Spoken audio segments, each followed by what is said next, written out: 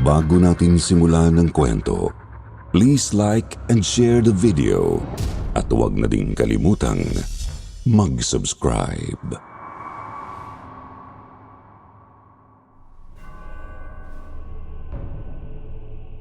Ako po si Tadeo, hindi ko totoong pangalan. Nagmula ako sa isa sa mga tagong bundok ng Mindanao. Ang aming tahanan ay humahalik sa langit. Nasa kanlungan ng kalikasan sa gitna ng malawak na talahiban. Ako ay lumaki sa tahanan ng Panginoon, sa lugar kung saan inilaan namin ang aming buong buhay sa pagsamba sa Kanya. Hindi katulad ninyong mga mababang uring namumuhay sa lusak ng pagiging makamundo. Ang tahanan ng Panginoon ay gawa sa bato, marmol at matitibay na mga kahoy. Ito ay mayroong 4 na gusali. Ang gusali kung saan tumutuloy kaming mga kanyang tagasilbi. Ang imbakan ng mga pagkain at ang lugar kung saan ikinukulong at inihahanda ang mga alay. Siyempre pa, naririyan din ang bulwagan ng Panginoon. Naroroon ang malawak na silid-sambahan. Ito ay may pahabang altar na gawa sa bato at marmol. May tig-iisang poste sa bawat sulok ng altar kung saan itinatali ang mga braso at binti ng alay. May isang malaking pinto rin sa likod ng altar na may tig-iisang sulo sa magkabilang gilid. Yun ang pinto papunta sa mismong tinutuluyan ng Panginoong magkuno. Doon namin naririnig ang kanyang boses tuwing kami ay kanyang kinakausap.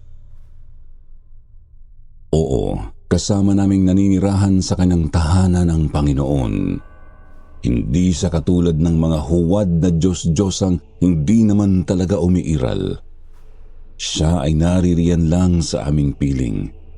Hindi namin siya nakikita, ngunit siya ay aming nakakausap. Naririnig namin ang kanyang boses at siya rin ay kumakain ng mga alay. Kaya nga mula sa paggising hanggang sa pag-idlip, palagi naming inilalaan ang bawat sandali sa pagsamba sa Kanya. Araw-araw, walang mintis. Ito ay bilang pagtanaw na rin sa Kanya ng utang na loob. Paliwanag pa nga ng aking ama na si Hernan. Ang mahal na Panginoong si Magkuno ang nagkaloob sa buhay na ating tinatamasa. Utang natin sa Kanya ang pagiging maginhawa ng ating buhay dito sa loob ng Kanyang tahanan. Utang natin sa Kanya ang ating kaligtasan, malayo sa makasalanang mundo sa ibaba. Kaya't marapat lamang na siya'y ating purihin. Taos-puso natin siyang paglingkuran sa bawat araw na nagdaraan. Lagi nating isapuso ang Kanyang kalooban. Ang aking amang si Hernan ay isa sa mga pinuno ng pananambahan. Siya ang namamahala sa paghuli at paghahanda ng mga alay kada buwan. Habang abala kasi kayo sa inyong kahabag-habag na pamumuhay, kami ay nagsasagawa ng pag-aalay tuwing kabilugan ng buwan. Ang pangkat ni Ama ang nanghuhuli ng iaalay sa ibaba ng bundok. Gusto ko nga sanang sumama kahit noong maliit pa lamang ako, ngunit mahigpit na ipinagbabawal para sa aming mga bata na lumabas. Ang nagagawa namin ay tumanaw lamang sa talahiban at kakahuyang nasa labas ng mga pader na bato. Natatanaw kasi iyon mula sa 2nd palapag ng aming tinutuluyan. Kung bakit hindi kami pinapayagang makalabas ay dahil mapanganib ang mundo. Tayo ay nananatili rito sa loob ng tahanan ng ating Panginoong Magkuno dahil mapanganib at mapanlinlang ang mundo. Sa ibaba ay may mga mababango, maliliwanag, magaganda at kamanghamanghang mga bagay. Subalit ang lahat ng iyon ay may layuning hikayatin tayong lumayo sa kaloob ng ating nag-iisang Diyos. At kapag tayo ay napaniwala ng mundo, tayo ay ibabaon nito sa lusak ng pagiging makasalanan. Hindi yon kalugod-lugod para sa ating Panginoon. Siya ay malulungkot at magagalit. Masakit man para sa kanya ay mapipilitan siyang parusahan ang sino mang magtampisaw sa mundong ibaba. Ako ay nakikinig sa aking ama. Siya ay isa sa mga nakakaalam kung ano ang makakabuti para sa aming mga tagasunod ng Panginoong Magkuno. Ako ay walang karapatang questionin ang kanyang mga pangaral dahil ako ay isa pa lamang musmos na walang nalalaman. Ang ginagawa lang namin noon ng aking mga kababata ay mag-abang sa tarangkahan. Mag-abang kung kailan bumabalik ang pangkat ni Ama galing sa pangunguha ng alay. Sa tuwing bumubukas iyon, sa ganoong pagkakataon pumapasok ang pangkat. Bitbit nila ang isang babae o isang lalaki na nakatali, tulog at walang saplot. Agad nila yung dinadala sa gusali ng mga alay. Sumusunod ako. Gusto kong pumasok pero nginingitian lang ako ni Ama. Hindi pa raw panahon para pumasok ako roon, kaya naman tumatanaw na lamang ako sa labas ng gusali. Nakikinig sa pagsusumigaw, pag-iyak at pagmumura ng alay. Sabi ni Ama, "Huwag kayong magpapaloko sa kanila mga palahaw. Ako man ay nasasaktan ding may makitang tao na nahihirapan. Subalit kung iisipin, sila ay lumalabag sa kalooban ng Panginoon. Kaya sila nagpupumiglas dahil ayaw nilang maging alay. Isang patunay ng kanilang pagsuway." pagsapit ng kabilugan ay naghahanda kami para sa pananambahan. Kami ng aking inang si Agnes ay sumasama sa mga tagalinis at tagaluto. Kailangan kasi marami kaming lutuin dahil maraming dadalo sa pananambahan. Kami ay nagkakatay ng mga baboy, manok, baka at kambing.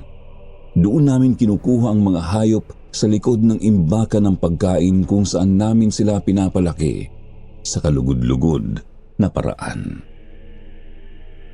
Bago naman nagsisimula ang pananambahan ay magsisidatingan ang mga tagasunod ng ating Panginoon. Sabi ni Ina, sila ay mga taong pinili ng Panginoong Magkuno upang mamuhay sa mundong ibaba. Sila ay tunay na kahanga-hanga anak. Sa kabila kasi ng kanilang pananatili roon, ay hindi sila nagpapalinlang sa mundo. Sila ay nananatiling tuwid na naglilingkod sa ating Diyos. Sila ay naroroon upang ibahagi sa mga makasalanang tao ang liwanag na atin ding tinatamasa. Ano po bang ginagawa nila roon sa ibaba, Ina? Sila ay namumuhay sang-ayon sa atas sa kanila ng Panginoon. Ang iba sa kanila ay gumagawa ng iba't ibang mga likhang sining. Halimbawa, may iba sa kanilang mga awit, manunulat, at mga ilustrador. Ang iba naman ay nagpapalakad ng mga negosyo o di naman kaya ay nanunungkulan sa mga matataas na pwesto sa ibabang lipunan. Bakit naman po kailangan nilang gawin ang mga bagay na yun? Upang matupad ang mithiin ng Panginoong Magkuno sa ating lahat. Halimbawa, ang mga sinasabi kong may matataas na katungkulan ay tumutulong sa panghuhuli ng alay. Sila ang dahilan kung bakit hindi nasasaktan ng mga taga-ibaba ang pangkat ng iyong ama. hindi ko mapigilang humanga sa kanila. Sila ay buong tapang na namumuhay kasama ng mga maruruming tao sa ibaba. At nananatili silang tuwid at matatag sa kanilang pananampalataya sa Panginoong Magkuno. Kaya naman, tuwing kabilugan ay ibinibigay din namin sa kanila ang umaapaw na papuri. Sila ay pinaghahandaan namin ng masasarap na mga pagkain at inumin. Maaari silang tumabi sa kahit sino man sa amin kapag kanilang ginusto. Ako man mismo ay nagalak nang may pumili sa akin noong 12 anyos pa lamang ako. Kaya kabado man ay malugod kong ginawa ang aking tungkulin upang siya ay mapaligaya. Kapag nagsisimula naman ang sambahan ay nagtitipon kaming lahat sa bulwagan ng Panginoon. Ito ay isang malaking espasyo na walang kahit isang upuan. Inilalagay sa altar ang alay. Walang saplot, nababalot ng kung anong langis at tubig ang buong katawan.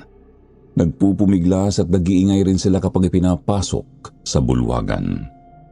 Isang kasumpa-sumpang asal. Ikaw ay magiging isang alay para sa Panginoon tapos tatanggihan mo? Nakakatawa. Magsisindi ng insenso na ang usok ay lulukob sa buong bulwagan. Kami ay magdarasal at magkakantahan ng papuri sa ngalan ng Panginoon nating si Magkuno. Sumasabay sa amin ang iyak, sigaw at mura ng alay. Nagsisilbing paalala kung ano ang nagagawa ng mundo sa isang tao. Sa dulo ng pananambahan ay dadasalan ng punong pari ang alay habang inaambahan ng gintong punyal sa may dibdib. Dito lalong lumalakas ang paghuhumiyaw ng kaawa-awang alay bilang huling subok ng pagmamakaawa. Ngunit hindi kami nagpapalinlang. Itinatarak ng punong pari ang punyal sa dibdib ng alay tsaka iginuguhit iyon papunta sa lieg. Ipinapaligo ang mismong dugo ng alay sa buo nitong katawan pagkatapos ay isinasagawa na namin ang mga huling panalangin bago iniiwan ang katawan sa loob ng bulwagan. Babalik na lamang kaming mga maglilinis pagsikat ng araw kung kailan tapos nang kumain ang ating Panginoon. Doon darat na naming lasog-lasog na ang katawan ng alay. Bukas na ang dibdib at sikmura. Wala nang laman loob, maliban na lamang sa utak na nasa ulong buo pa. Ililigpit namin ang mga natira sa alay upang ihawin. Yun ang magsisilbi naming pagkain sa unang hapunan matapos ang kabilugan. Ganoon ang buhay namin sa tahanan ng Panginoong Magkuno, umiikot lamang sa pagsamba at paninilbihan sa Kanya. Paikot-ikot lang at paulit-ulit ang bawat araw at buwan. Paulit-ulit na hindi ko alam. Hahantong pala sa isang malaking pagbabago na yayanig sa buhay ko. Kapapanganak pa lamang nito ni ina sa aking bunsong kapatid na si Monica. Oh, naririto na ang tanghalian natin. Tayo ay kumain na habang mainit pa itong tinola. Salamat po, Inay. Nako, kahit kailan talaga napakasarap mo magluto, Agnes. Oo nga po, Ina. Palaging masarap ang luto ninyo. Kaya palagi akong ganadong kumain eh. Siyempre. Kailangan nating kumain palagi ng masarap. Hindi biro ang paglilingkod na ginagawa natin para sa Panginoon. Kaya kailangan manatili tayong malakas. Oo nga pala, may mahalaga akong sasabihin. Sabihin? Ano yun, Hernan? Para kay Tadeo. Sa akin po, Ama? Napag-usapan namin ito ng punong hari. Nasa tamang edad ka na. Kaya magsisimula na ang pagsasanay mo upang maging tagahuli ng alay. Seryoso po ba kayo, Ama? Hindi ba kayo nagbibiro? Abay, isang malaking karangalan yun para sa pamilya natin. Hindi ako nagbibiro, anak. Kaya pagkatapos nating mananghalian, sasama ka sa akin. Ituturo ko sa iyo ang lahat ng mga kailangan mong matutunan. Sa totoo lang ay napakatagal kong hinintay ang pagkakataong yun. Ang pagkakataong mas maging kalugod-lugod para sa ating Panginoong Magkuno. Kaya naman, labis akong nagulat at nagalak sa ipinahayag na iyon ni Ama. At bago ko pa man mamalaya ng mga bagay-bagay ay nakita ko na lamang ang sarili sa pagsasanay kung paano manghuli ng alay. Anak, tandaan mo sana itong mga babala ko sa iyo. Ang mundo ay nakakamangha. Marami itong makukulay, maliliwanag, mababango at nakakaaliw na mga bagay. Pakay nitong ikaw ay linlangin at ikayating umanib sa kasalanan. Kaya naman, kailangan mong mag-ingat. Panatilihin mong matatag ang iyong kalooban. Ituon mo ang pansin sa ating misyon. Maliwanag ba, Tadeo? Opo, Ama. Maliwanag po. Tandaan mo, isang pagkakamali mo lang at siguradong paparusahan ka ng Panginoon. Isang mabigat na responsibilidad ang panguhuli ng alay para sa Kanya. Hindi ko alam kung ano ang ibig sabihin ni tatay sa nakamamanghang mundo. Hindi ko alam kung ano ba ang makukulay, maliliwanag, mababango o nakakaaliw na mga bagay. Hindi pa naman kasi ako nakalalabas ng tahanan ng Panginoong Magkuno. Kaya kailangan ko na lang manatiling handa upang hindi malinlang ng mundo. Yun nga lang ay hindi naging madali sa umpisa. Sadya nga pala kasing nakahuhumaling ang makasalanang daigdig sa ibaba ng tahanan ng ating Panginoon. Una akong namangha sa sasakyang gagamitin para sa panghuhuli ng alay. Doon iyon naghihintay sa ibaba ng bundok. Napakakintab at ang kulay ay kasing berde ng ilang mga dahon sa gubat. Nakakaaliw ding tignan ang mga salamin nitong kulay itim, pati na ang mga ilaw sa likod, harap at loob. Ang gandang tingnan at kakaiba. Ano ang isang yan, Ama? Yan ay isang sasakyan, isang van. Yan ang gagamitin natin upang manghuli ng mga alay. Papaanong gagamitin? Sasakay tayo dyan. Maglilibot tayo sa mundo upang makahanap ng katanggap-tanggap na alay. Kapag may nakita na tayo, siya ay ating kukunin at isasakay sa loob nito. Tsaka natin dadalhin pabalik sa tahanan ng Panginoon. Manghang-mangha ako nang umandar ang sasakyang yun. Tumakbo mula sa mabatong bukana ng gubat pagkatapos ay dumaan sa patag at sementadong bahagi na kung tawagin ay kalsada.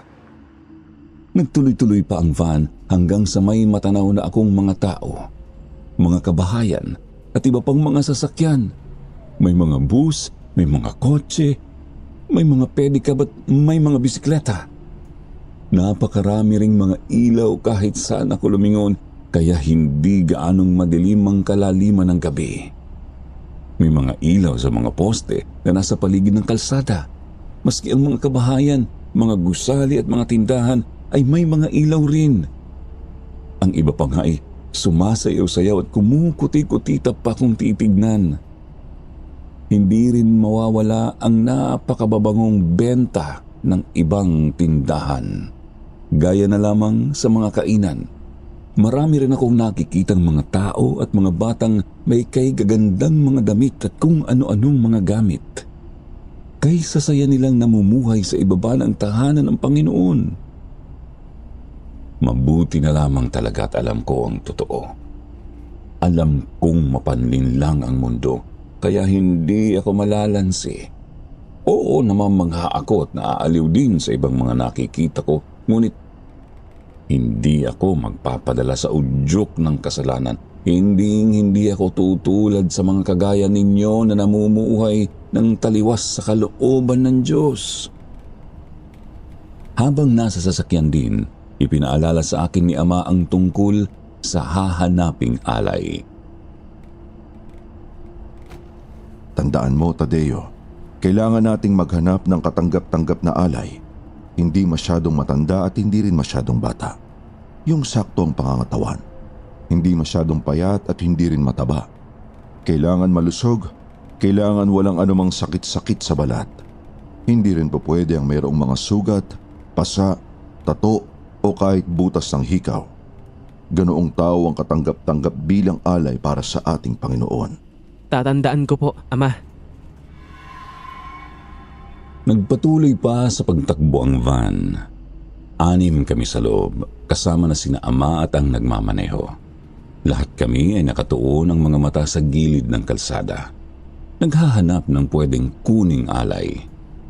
Mahigit 1 oras pa ay may namataan na kaming binata na siguro mas matanda lang sa akin ng kaunti.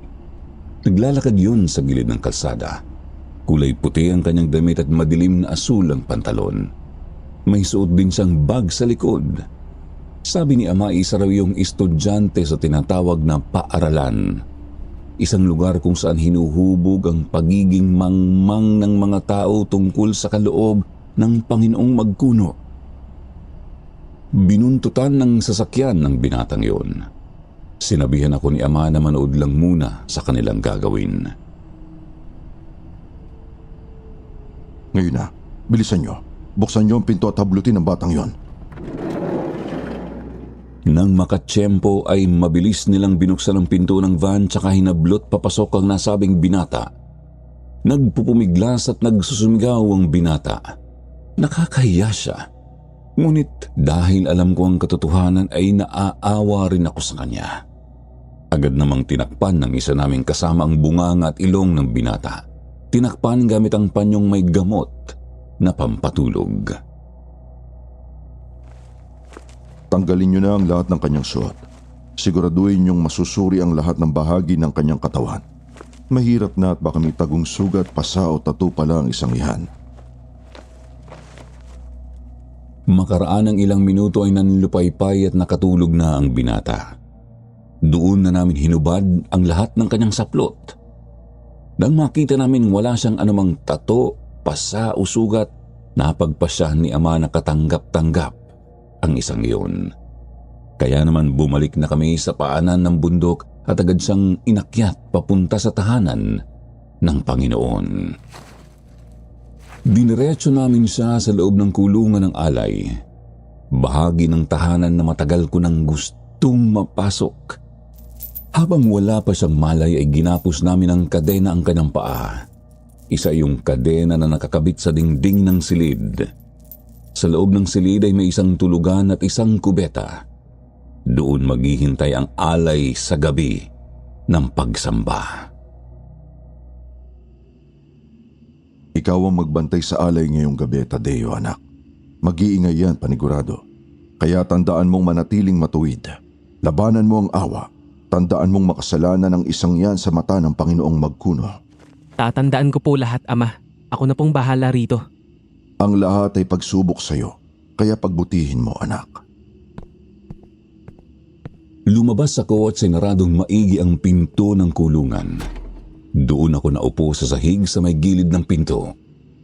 Mga isang oras pa ay narinig ko nang nagsusumigaw, umiiyak at nagmumura ang alay sa loob.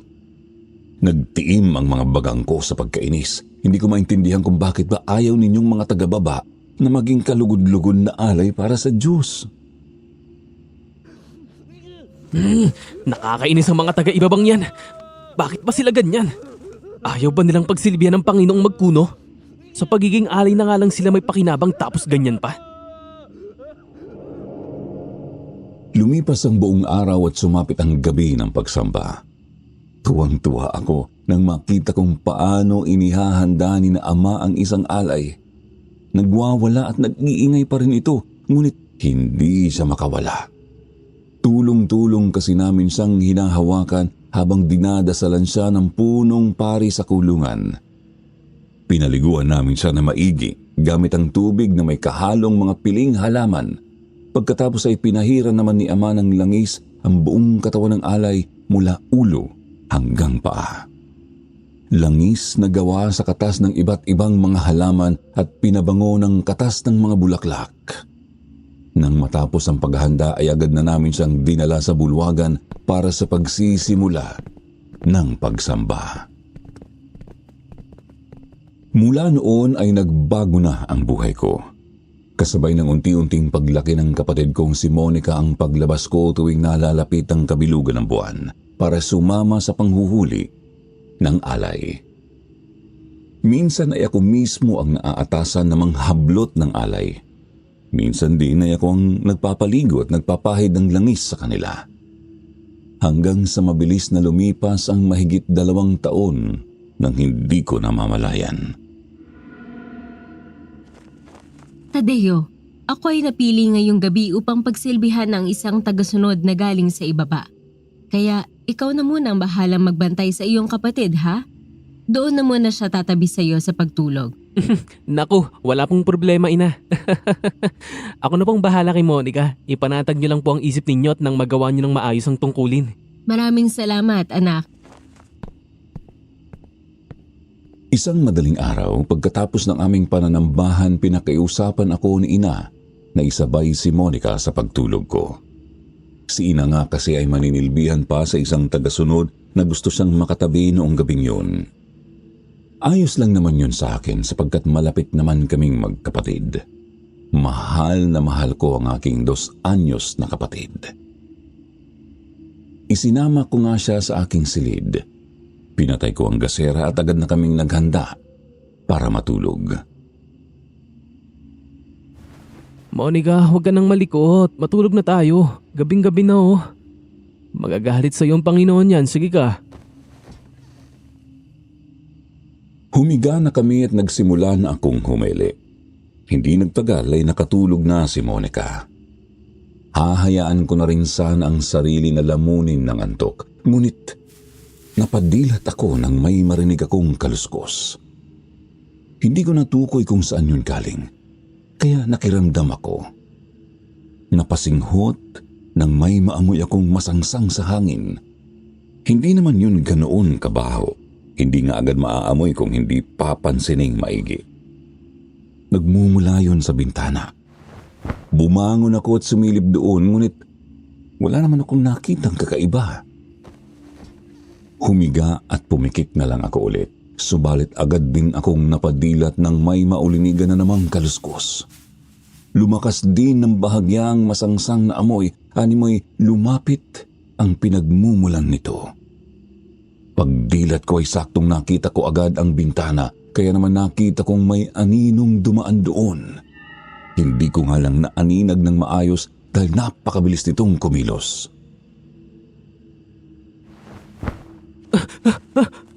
Ano yun?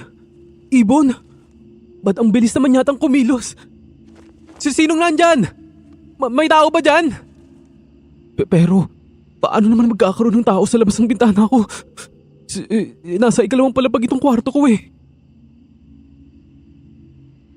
Nakiramdam pa ako. Nagtaka kung bakit kumakabog ang dibdib ko at pinanlalamigan din ako ng kalamnan. Ibinaling ko ang pansin kay Monica. Niyakap ko ang kapatid ko. Pakiramdam ko kasi ay maaaring may mangyayaring hindi maganda sa kanya. Kung ano ay hindi ko pa sigurado noong oras na yon. Ilang minuto pa ay nawala na rin ang masama kong pakiramdam. Pati ang kakaibang amoy ay nawala na rin. Yun nga lang ay naglaho na rin ang antok ko at hindi na ako nakatulog. Sa almusal ay kinuwento ko kina ama at ina ang nangyari. Kumusta naman ang naging paninilbihan mo kagabi, Agnes? Pakiramdam ko ay naubos ang lakas ko, mahal. Siguro nga ay sadyang tumatanda na ako. Mukhang nagawa mo naman ang maayos ang tungkulin mo. Ang lapad ng ngiti ng pinagsilbihan mo nang umuwi ka kanina. Mabuti kung ganon. Ina, ama. May problema ba, anak? Bakit parang nananamlay ka yata ngayon? Di ka ba pinatulog ng kapatid mo? Ano po kasi, may kakaibang nangyari kagabi.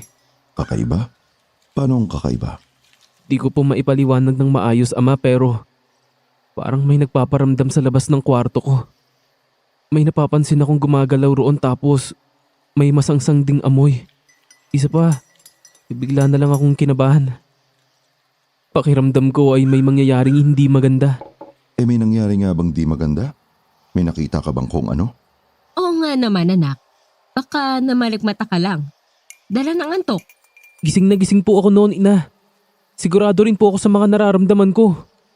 Oo, hindi ko siya nakita, pero may naaaninag akong mabilis na gumagalaw sa labas ng bintana. Sigurado ka bang talaga, Tadeo? Malabo naman kasing may tao sa labas ng bintana mo. Nasa taas na palapag ang kwarto mo. Yun nga po, ama. Pero sigurado po ako sa nakita ko. Wala naman po kasi akong dahilan upang gumawa-gawa ng kwento. Isa pa, ay galit ang Panginoon sa mga sinungaling, hindi po ba?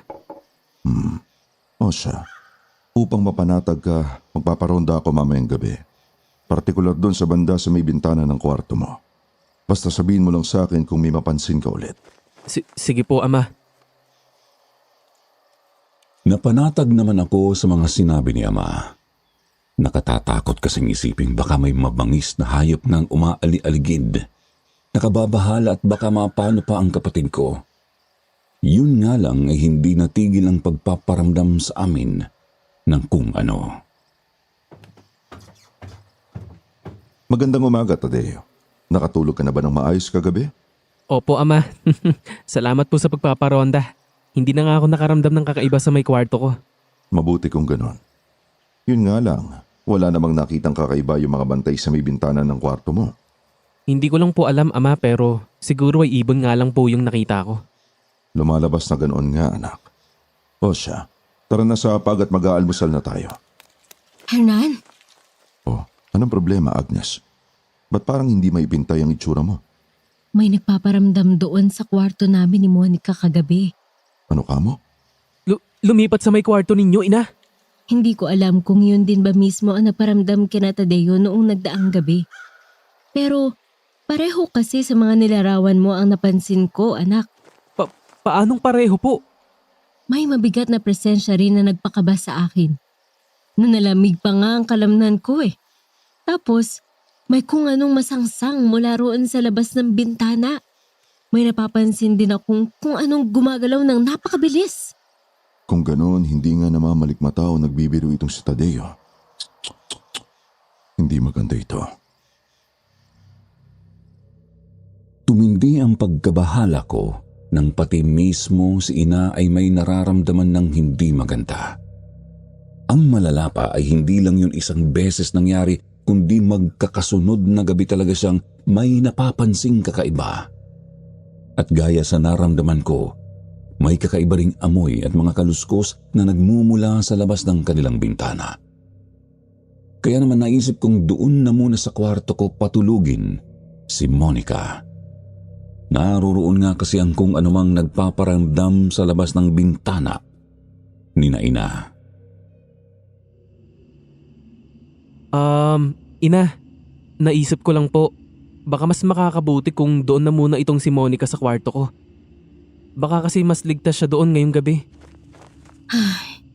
Siguro nga ay mas makakabuti yan sa ngayon. Sige, basta, kapag naglumikot masyado itong kapatid mo ay sabihan mo kaagad ako ha, Tadeo. Sige po. Noong gabi ngang iyon ay dinala ko si Monica sa aking silid at pinatulog. Iniwan ko lang na nakasindi ang gasera upang manatiling may liwanag ang silid. Nanalangin pa ako ng mataimtim sa ating Panginoong magkuno. Mahal na Panginoon, bantayan ninyo po kami. Ilayo ninyo po sa amin ang kung anumang masamang nilalang. Alisin ninyo po ang takot sa aming mga puso. Sana po ay protektahan nyo kami sa aming pamamahinga. Nang sa gayon ay mapagsilbihan namin kayo ng mas maayos sa pagsikat ng araw. Matapos kong magdasal ay matutulog na sana ako. Subalit, naulinigan ko na namang may kumaluskos mula sa bintana. Naaamoy ko rin ang kung anumang masangsang at paunti-unting lumakas ang kalabog ng dibdib ko. Hindi ako dumilat kaagad. Nakiramdam muna ako ng maigi. Lumalakas ang amoy, ibig sabihin lumalapit ang kung anumang pinanggagalingan nito. Nang marinig ko ang kaluskos mula sa mismong dingding ay doon na ako biglang dumilat. Pakiramdam ko ay sandaling naputol ang paghinga ko nang makatitigan ko ang isang kahindik-hindik na nilalang. Naroroon yun at nakadungaw sa labas ng bintana. Agad siyang umalis nang mapansing dumilat ako, ngunit malinaw nang umukit sa isip ko ang kanyang muka dahil sa liwanag ng gasera. Kulay putik ang kanyang balat na nababalot ng mga kaliskis. Kung titignan ay mukha yung balat ng buwaya. Ang kanyang malalaking mga mata naman ay kulay pula at kahawig ng sapusa. Kumikislap yun gawa ng liwanag ng gasera. Pansin ko rin ang kanyang nakabukang bunganga na puno ng matatalim na mga ngipin at tuloy-tuloy ang pagtulo ng laway na manilaw-nilaw.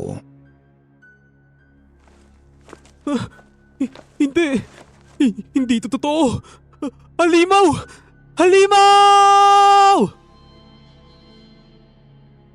Di ko napigil na papasigaw.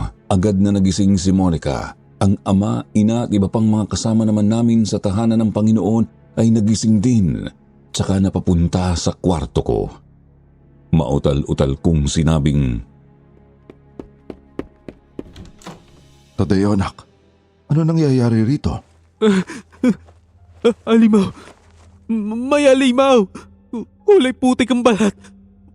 Pula ang mata. Naglalaway. Nakakatakot, Ama. Nakakatakot. Ano? Halimaw? Uminahon ka nga at nang maintindihan ko sinasabi mo. May halimaw po. Sumilip sa bintana ko. Sigurado ka ba talaga dyan, Tadeo? Opo. Sigurado ako sa nakita ko, Ama. O sige, dito na muna kayo. Titingnan namin sa labas. Tinignan nga ni na Ama ang labas ng bintana. Inilawan pa nila iyon ng gasera. Wala silang nakitang halimaw.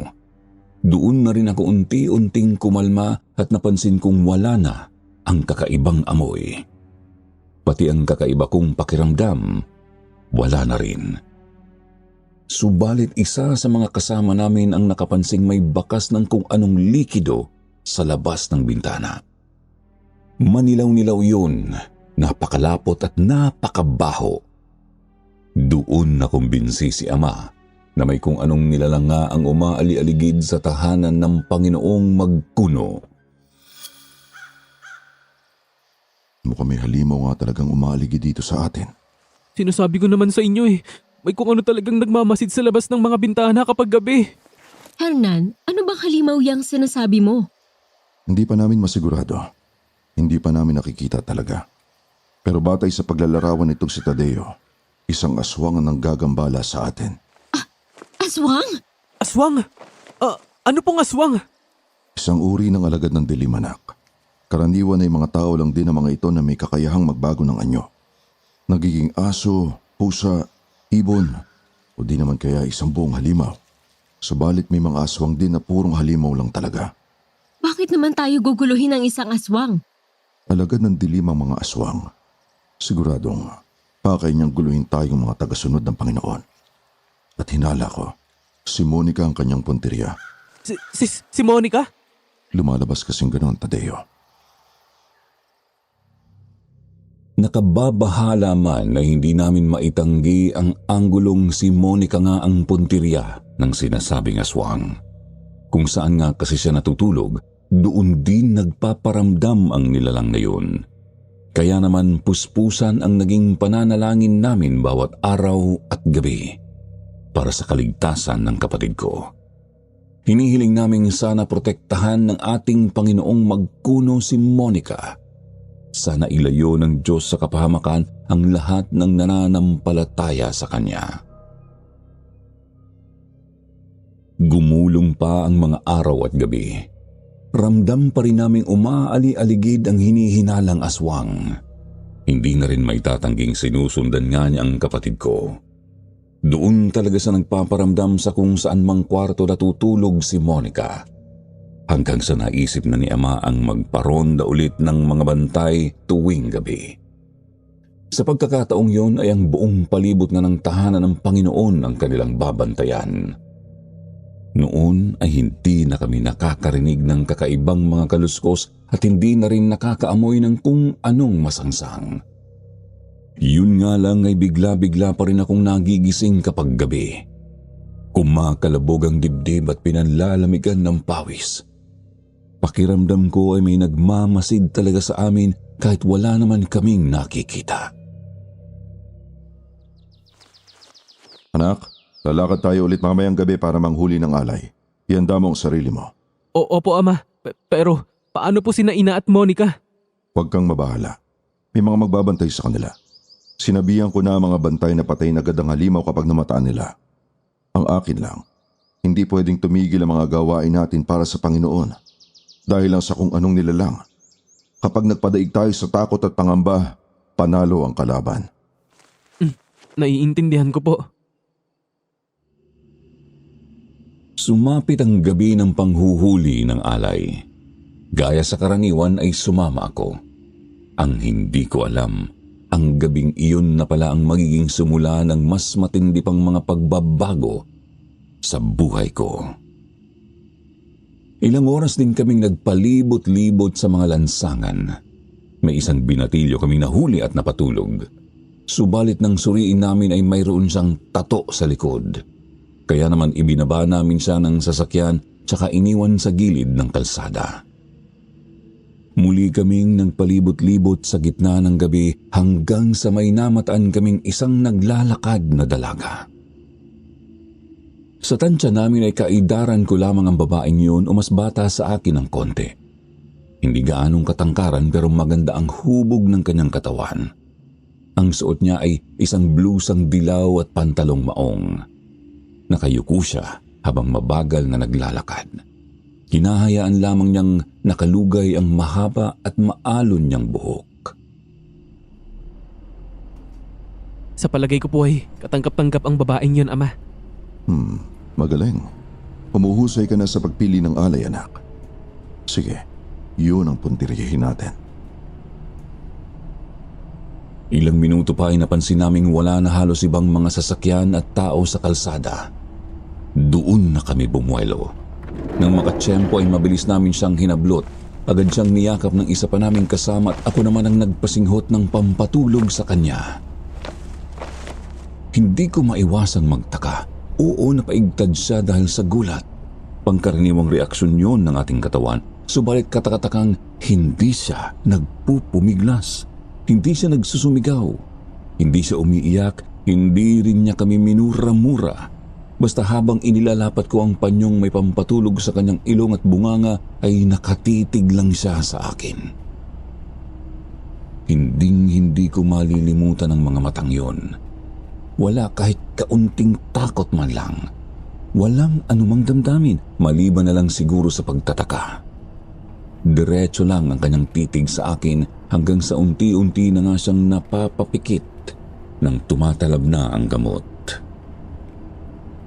Nang mawalan na siya ng malay ay hinubad na namin ang lahat ng kanyang mga suot. Nakita naming sadyang kay ganda ng kanyang pangangatawan. Makinis ang balat, walang kahit anumang sakit, pasa, sugat, tato o butas ng hikaw. Hindi ko rin maitatangging napakaganda ng kanyang mukha. Yun nga lang ay kapansin-pansin ang pagiging malamlam ng kanyang mga mata. Ikaw ulit ang magbabantay sa alay, Tadeo. Huwag mong kakalimutan ang kadena, ha? Wala pong problema, Ama. Ako na pong bahala. Magpahinga na po kayo. O sige, puntaan ko rin muna ang iyong ina at si Monica. Baka kasi nang gambala na naman yung aswang na yon habang nasa labas tayo. Nang makauwi na kami sa tahanan ng ating Panginoon ay diniretso namin yung dalaga sa kulungan ng mga alay. Ako ang inatasan ni Ama na magbantay kaya naman nang mailapag siya sa higaang nasa maliit na silid ay iniwan na nila ako. Inasikaso ko ang kadenang nakakabit sa dingding tsaka ginapos yun sa kanang binti ng dalaga. Lalabas na sana ako ngunit napatingin ako ulit sa babaeng biglang gumalaw. Muling nagtama ang aming paningin nang siya ay magising. Hinihintay ko lang noon na siya ay umiyak, magsumigaw at magwala sa loob ng ilang sandali, subalit hindi yun nangyari. Nanatili lamang siyang tahimik habang nakatitig sa akin. Blanko ang kanyang mga mata. Wala kahit anumang damdamin.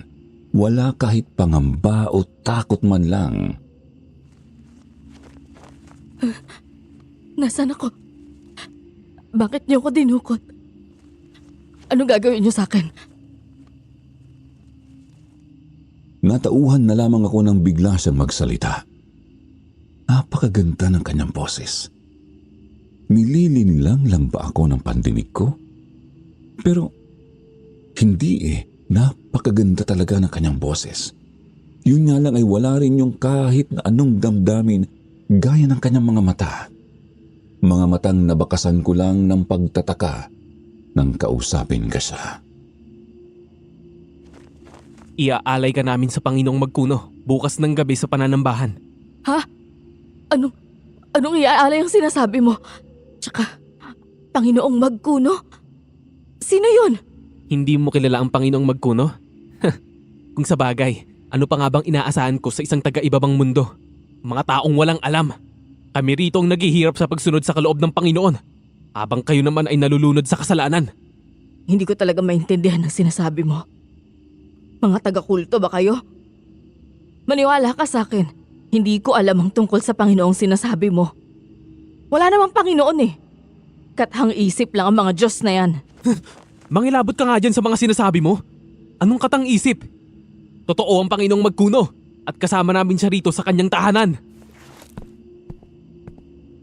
Nagtiim ang mga bagang ko sa narinig. Noon din ay agad akong tumalikod at lumabas ng silid. Pabalagbag kong naisara ang pinto. Umupo ako sa sahig sa may tabi ng pinto tsaka itinukod ang magkabilang siko sa mga tuhod. Inis na inis ako noong mga sandaling yun. Napipikon dahil sa pagtuya ng babae sa ating mahal na Panginoong Magkuno. Siguro nga ay hindi siya nagwala, nagpumiglas o nag-ingay ng hinuli namin. Ngunit sa panunuya naman pala niya idadaan ang panlalapastangan sa pangalan ng Diyos. Isang malaking kahangalan ng sabihing walang Diyos. Napabuga ako ng malalim na buntong hininga. Narinig yata iyon ng dalagang nasa loob ng silid dahil noon din ay bigla na lamang siyang nagsalita. Anong pangalan mo? Tadeo. Ako si Tadeo. Bakit mo na itanong? Wala lang. Kung totoong iaalay niyo ako sa Panginoon niyo, ibig sabihin, papatayin niyo ako, tama ba? Ano lang ba yung malaman ko yung pangalan ng kasama ko bago mamatay, di ba? Hindi ka ba talaga kinikilabutan dyan sa mga pinagsasabi mo? Yang sinasabi mong hindi mo alam ang tungkol sa Panginoong Magkuno. Yang sinasabi mong katang isip lang ang Diyos. Para sa'yo ba, Tadeo, totoo talaga ang Panginoon? Yung Diyos na tinatawag niyong Magkuno, totoo ba siya? Aba syempre naman, utang namin sa kanya ang lahat.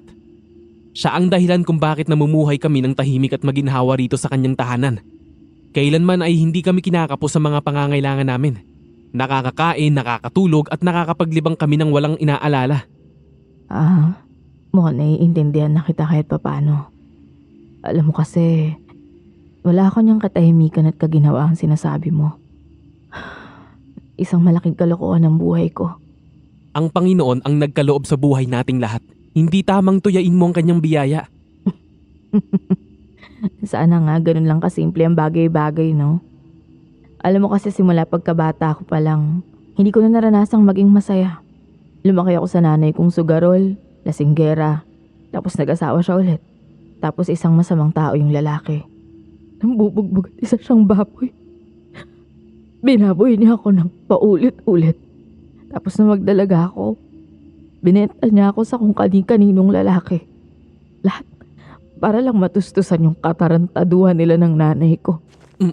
Bakit mo sinasabi sa akin ang lahat ng yan? Wala naman akong kinalaman sa buhay mo eh. Isa ka lamang alay. Siguro dahil malapit na akong mamatay. Siguro nga ganun. Ikaw ba? Anong buhay meron kayo rito?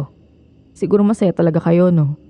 Pasensya na pero hindi ako pwedeng magkwento ng marami tungkol sa amin. Kahit tungkol sa pamilya mo na lang, bawal din? Ikaw ba?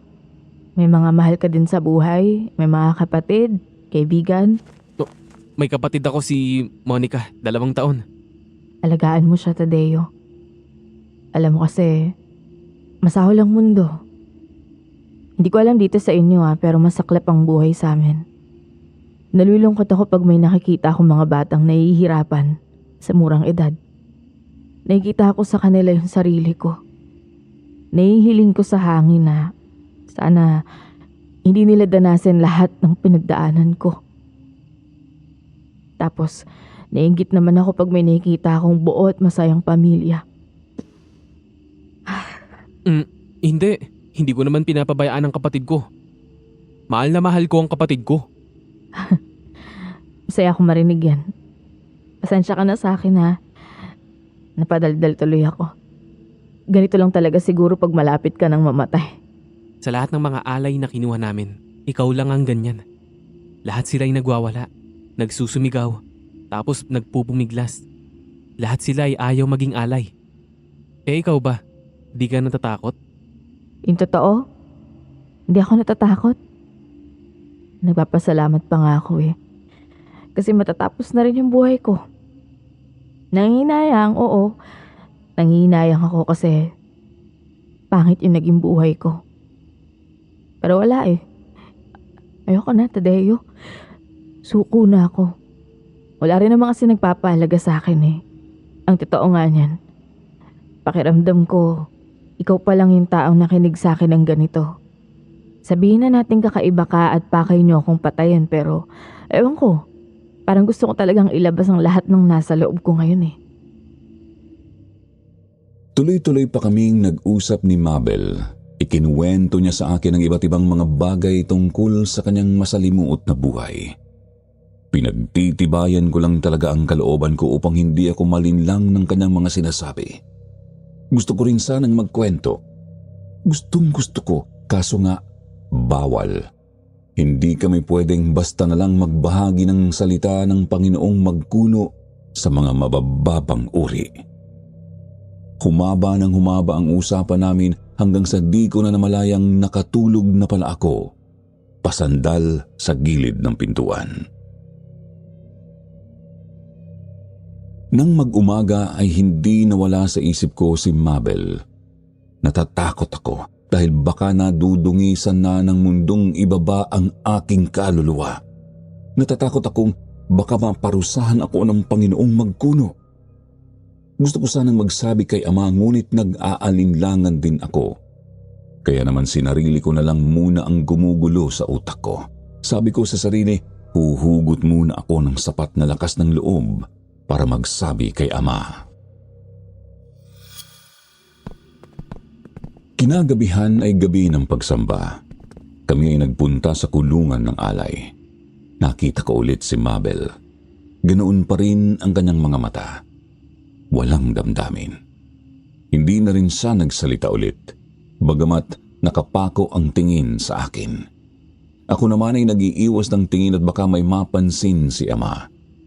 Ngunit di ko itatangging kumakalabog ang dibdib ko sa tuwing nagtatama ang aming mga mata.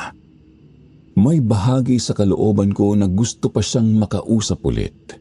Gusto ko siyang makausap ng matagal tuwing gabi. Subalit gaya niya, nanatili akong tahimik. Walang kaalam-alam na pagsisisihan ko palang wala akong ginawa noong mga sandaling yon. Tadeo, eto ang timba. Ikaw muna magpaligo sa alay ngayon. Mas mabuti nang masanay ka sa ganitong gawain. Pero Ama. Tumatanggi ka ba, anak? Hindi po. Gagawin ko po, Ama. Sa ngalan ng Panginoong magkuno ay gagawin ko. Napalunok ako ng laway sa sinabi ni Ama. Nanginginig ko ring inabot ang bakal na timbang may lamang tubig na may kahalong katas ng mga piling halaman. Gamit ang isang kahoy na tabo ay pinaliguan ko nga si Mabel. Pagkatapos ay pinahiran ko naman siya ng langis mula ulo hanggang talampakan. Sa buong pagkakataong yun ay bahagyang nanginginig ang kalamnan ko sa di ko malamang dahilan. Nanatili ring tahimik si Mabel habang nakatingin sa akin. Sunod ay ginapos na namin siya gamit ang mga abakang lubid tsaka dinala na sa bulwagan. Inilapag namin siya sa altar at tinali ang kanyang mga binti at braso. Aalis na sana ako, ngunit napalingon din ako kay Mabel nang bigla siyang magsalita. Salamat sa pakikinig sa akin kagabi ha. Sana maging masaya kayo ni Monica. Gusto ko pa sanang magtagal sa kanyang tabi. O di naman kaya ay gusto ko siyang buhatin palabas at dalhin sa kung saan. Gusto kong itanong kung ano ang ibig niyang sabihin. Gusto ko siyang makausap, pero hindi pwede. Tumalikod ako. Tumalikod at dumiretso sa may bandang gilid ng bulwagan kung saan pumuwesto sina Ina at Monica. Wala ako sa sarili noong buong pananambahang yun. Tila ba ako ay isa lamang laruang disusi na sumusunod lang sa mga pananalangin at pag-awit. Nilulukob ng usok ng insenso ang buong bulwagan. Pilit kong iniiwas ang tingin kay Mabel lalo na at napapansin kong sa akin pa rin bumabaling ang kanyang mga mata matapos magpalinga-linga sa paligid. Hanggang sa namalayan ko na lang na patapos na pala ang pananambahan namin noong gabing yun Nakaumang na ang punyal ng punong pari sa dibdib ni Mabel. Nangingilid ang luha ko bagamat pinipigil ko. Nanlabo ang paningin ko ngunit sa gitna ng mausok na bulwagan ay naaninag ko pa rin ang pagtarak ng punyal sa kanyang dibdib. Naistatwa ako sa kinatatayuan. Makiramdam ko ay nabingi ako. Di ko marinig ang panghuling dasal ng pari.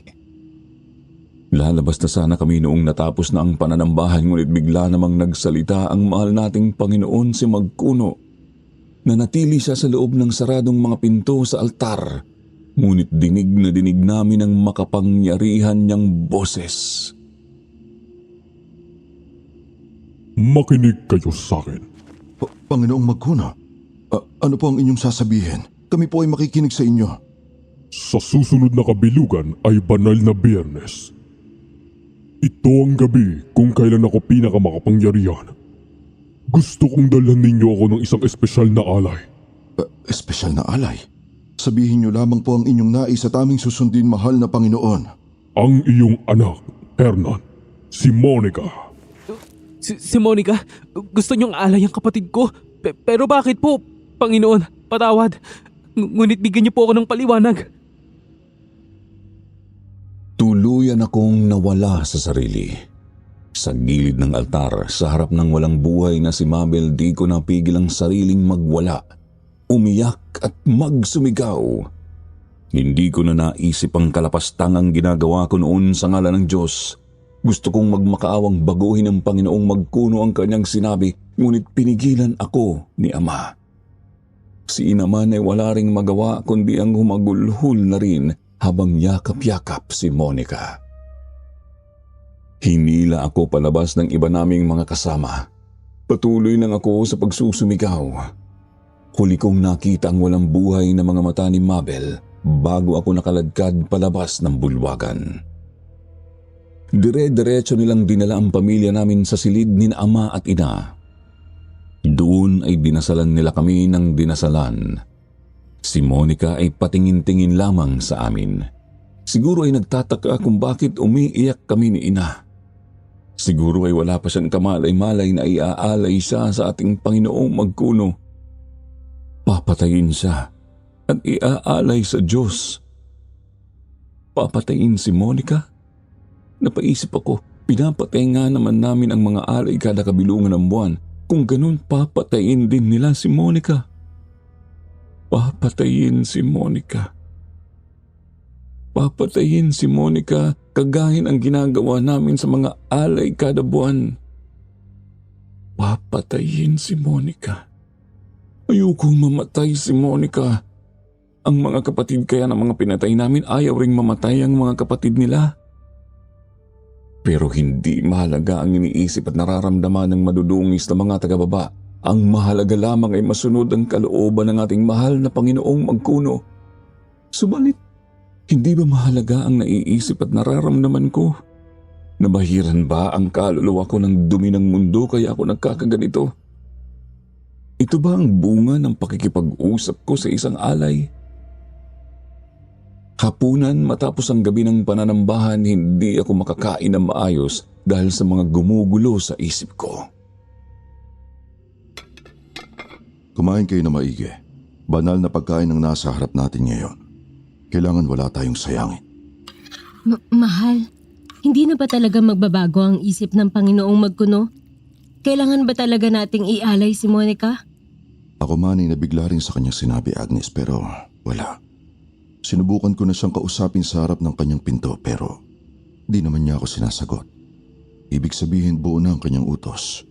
Kailangan nating sundin kung ayaw natin siyang galitin. Sana talaga mabago pa ang kanyang isip. May isang buwan pa naman eh. Baka sakali, di ba? Anak, yan ay karne ng alay. Banal na pagkain yan. Hindi natin yan dapat sayangin at alam mo yon. Alam ko naman po, Ama. Pero masama po kasi talaga ang pakiramdam ko eh. Pwede po bang dalhin ko na lang itong plato sa kwarto ko? Tapos doon na lang ako kumain kapag maayos na ang pakiramdam ko. Kung yan ang makakabuti sa'yo, sige. Basta ubusin mo yan, ha? Hindi ko manguya ang bukal sa loob na pagpayag ni Ama sa kaloob ng Panginoong magkuno. Kaya dinala ko na lang ang platong may pagkain at umalis na sa hapag. Pagdating ko sa kwarto ay nilapag ko ang plato sa lamiseta. Napatingin ako roon. Kanin, tapos ang ulam ay inihaw na karne ng bandang tadyang ni Mabel. Tinanggal ko ang karneng nakakabit sa buto. Tinapon ko ang laman tsaka itinago ang buto at sa totoo lang ay hindi ko alam kung bakit ko ginawa iyon. Pero siguro ay naghahanap lang ako ng makakausap tungkol sa mga bumabagabag sa isip ko. Kaya ko naiisip si Mabel. Pakiramdam ko ay gusto ko ring may makinig sa akin gaya ng pakikinig ko sa kanya. Lumipas ang mga araw nang hindi talaga umaayos ang isip at kalooban ko. Sa umaga ay ibinubuhos ko ang oras sa pakikipaglaro kay Monica. Kung sakali man kasing maialay nga siya, ayokong mamatay sang malungkot. Pero siguro nga palusot ko lang yun kasi ang totoo, ang sarili ko ang ayaw kong malungkot. Sa gabi naman ay hindi ako makatulog ng maayos. Nasaan ako? Ang bulwagan. Bakit Nasaan ako? Bakit niyo ako dinukot?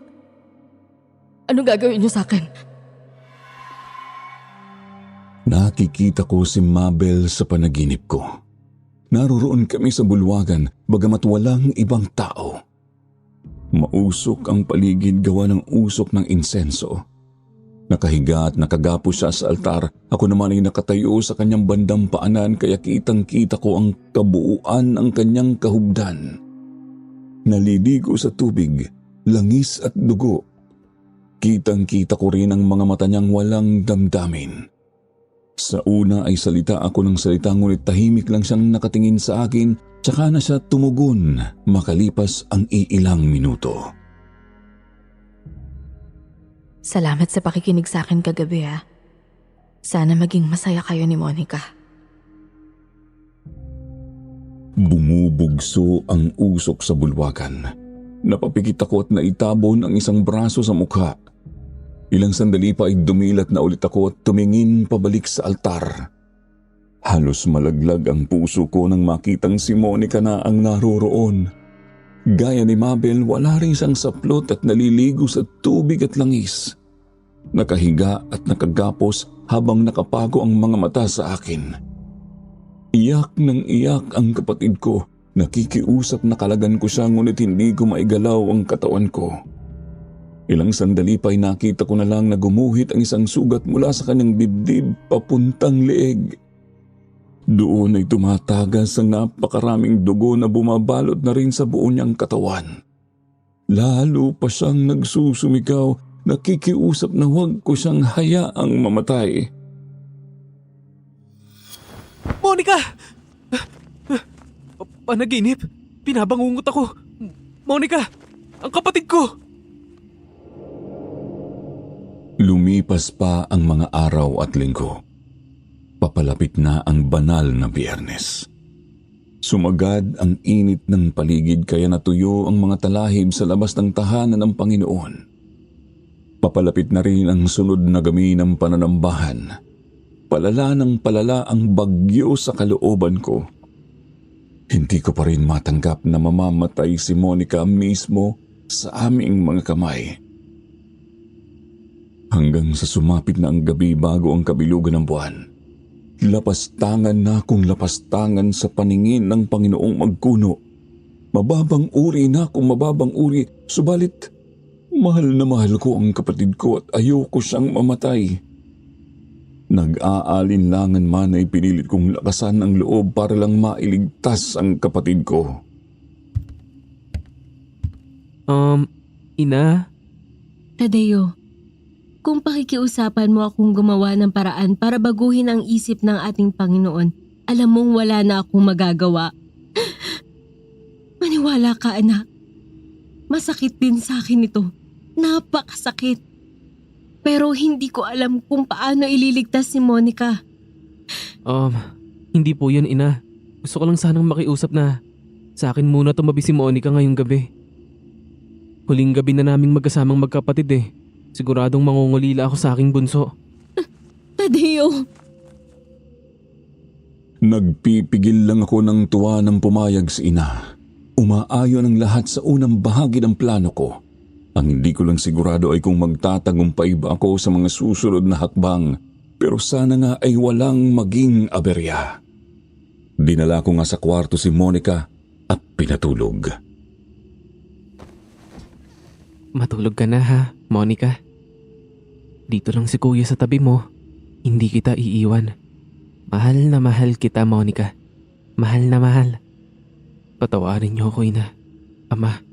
Pero, hindi ako papayag na may mangyaring masama sa kapatid ko. Hindi.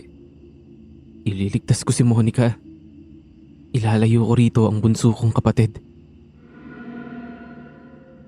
Nanatili akong gising habang naghihintay ng tamang oras para kumilos.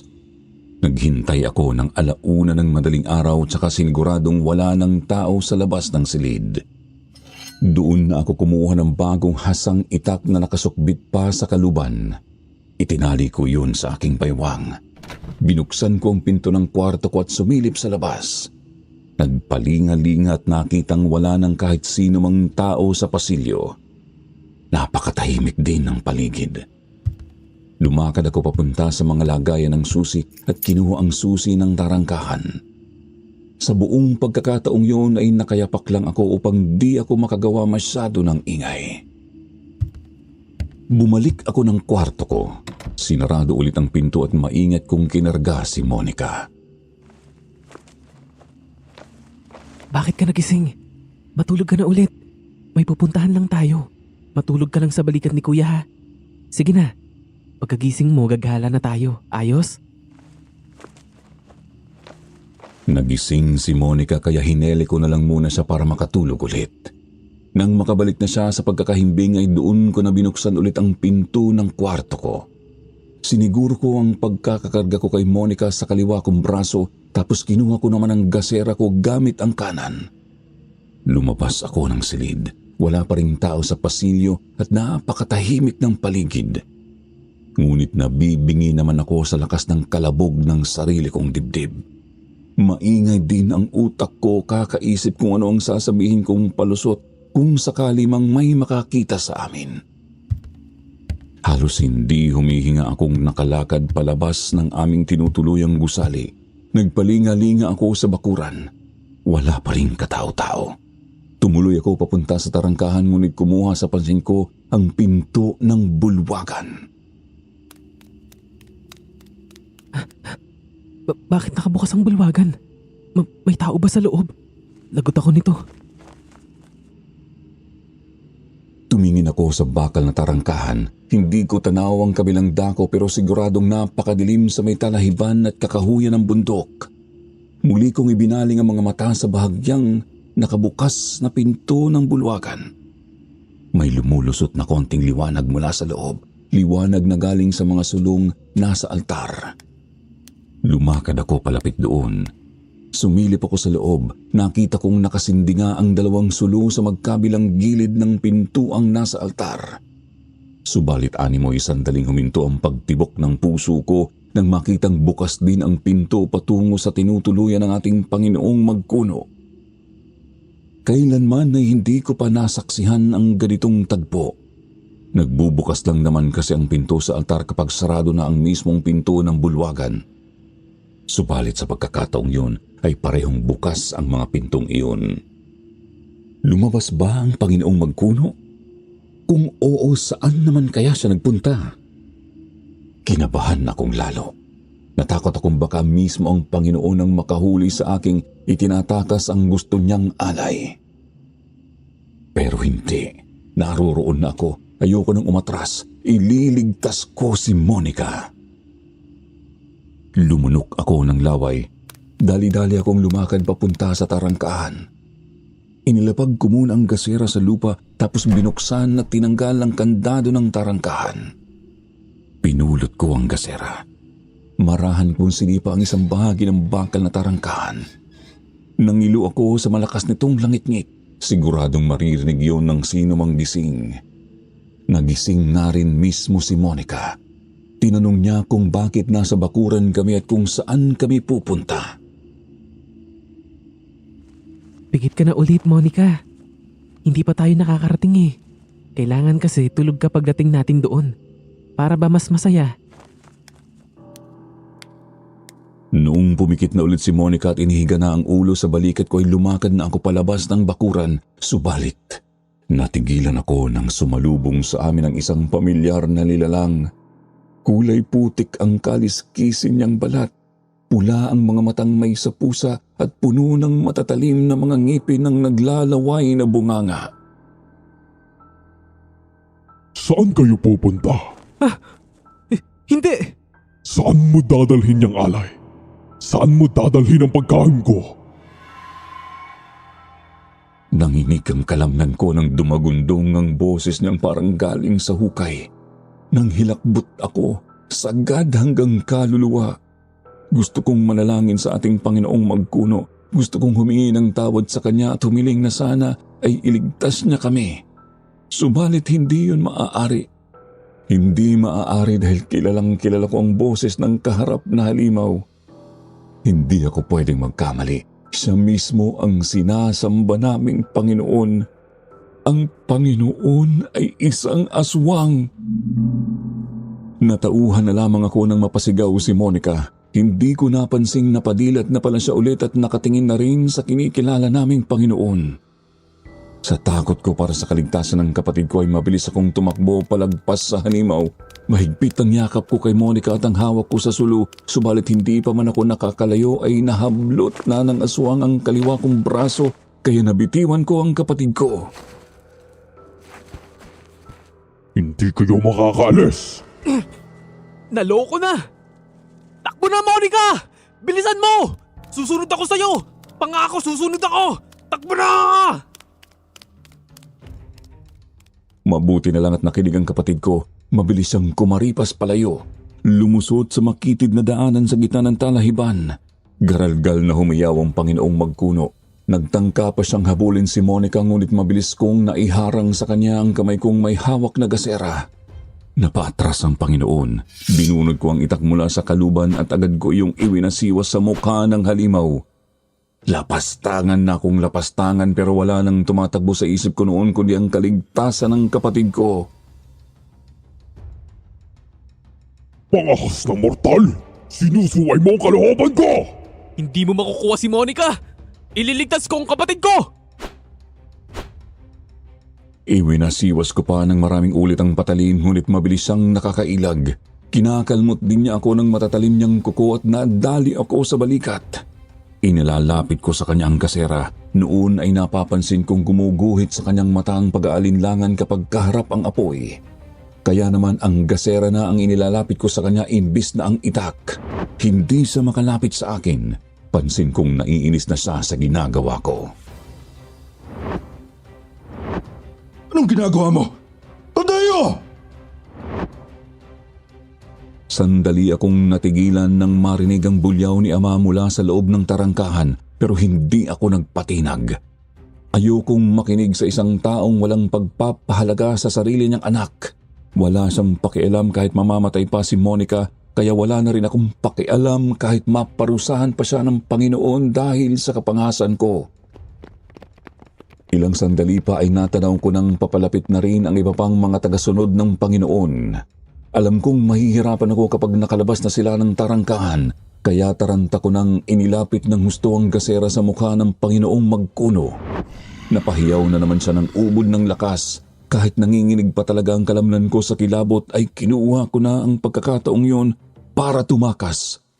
Ngunit nagawa pa akong matadyakan sa likod ng galit na halimaw. Napasubsob ako sa may talahiban at nabitawan ko ang gasera. Mabilis na kumalat ang apoy sa mga tuyong damo. Hindi! Sunog! Si Monica! Monica! Nasaan ka? Monica! Taranta akong bumangon at nagpalingalinga. Hindi ko mahanap ang kapatid ko. Ang natatanaw ko lang ay ang nag-aapoy na talahiban. Nasusunog na rin ang damong nasa loob ng tarangkahan kaya hindi na rin mapakali si Ama. Maski ang Panginoong magkuno ay hindi ko na makita. Tumakbo ako. Tinahak ko ang makitid na daang nilusutan ni Monica. Lalong nagatungan ang kilabot ko nang mapansin ang kakaibang mga bakas sa daang iyon. Naliliwanagan ng nagliliyab na bahagi ng talahiban. Kita ko ang maliliit na bakas ng mga paang malamang gawa ng kapatid ko. Ngunit doon din ay napansin ko ang mga bakas na mas malaki pa sa karaniwang paa ng tao. Kakaiba rin ang hugis nito, may paa ng mabangis na hayop na may matatalim na mga kuko. Kita ko rin sa lupa ang bahid ng kung anong napakalapot at manilaw-nilaw na likido.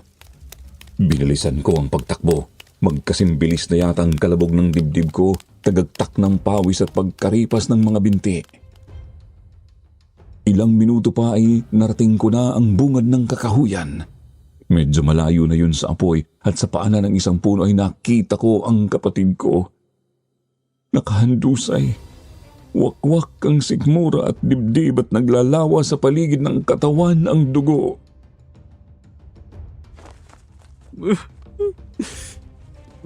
Hindi. Hindi maaari. Hindi maaari ito. Hindi totoo to. Hindi. Monica, ang kapatid ko. Hindi!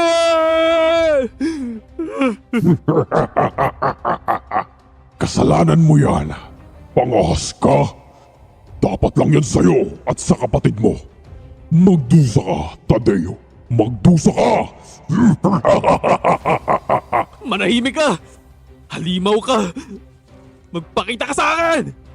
Harapin mo ako! Papatayin kitang demonyo ka! Papatayin kita! Magdusa ka habang buhay. Hayop ka! Hayop! Ah! Sinubukan kong hanapin sa kasukalan ng gubat ang kasumpasumpang aswang na tinuring ko pamanding Panginoon, subalit hindi ko na siya nakita pang muli. Naririnig ko lang ang karimari-marim niyang tinig na bumabarena sa ulo ko. Wala na ako sa sarili ko noon. Sa katunayan ay napakalabo ng alaala ko noong mga panahong yun. Ang sunod ko na lang na naalala ay nasa may paanan na ako ng bundok. Lumakad ako. Tinahak ko ang kalsada hanggang sa nakarating ako sa mga kabahayan. Nagpalaboy-laboy ako sa loob ng napakahabang panahon. Namumulot ng mga pagkain sa basurahan at nanghihingi ng limos sa mga tao. Namamasukat na rin ako sa iba't ibang trabaho gaya ng pagiging kargador at pahinante ng truck. Doon ko napatunayang oo, kasumpa-sumpa ang marami sa mga tao sa ibaba ng bundok. Ngunit marami namang mabubuti ang kalooban. Si Mabel kaya ay isa sa mga mabubuting tao? Hindi ko na yun masasagot, bagamat ramdam ko namang pareho lang kami ng kinamulatan. Namulat sa masahol na mundo, dito man sa ibaba o doon sa itaas. Sa ngayon ay nasa 3 dekada na ang nagdaan. Sariwa pa rin ang sugat na natamo ng puso ko, gawa ng pagkamatay ni Monica. Mag-isa pa rin ako sa buhay. Ako kasi ay hindi kailanman natuto kung paano makihalubilo ng maayos sa mga tao. Naiilang ako. May nakapagsabing siguro baliw ako. Hindi ko magawang itanggi kasi baka nga naman totoo. Baka nga isa akong baliw dahil lumaki ako sa kung tawagin ninyo ay kulto.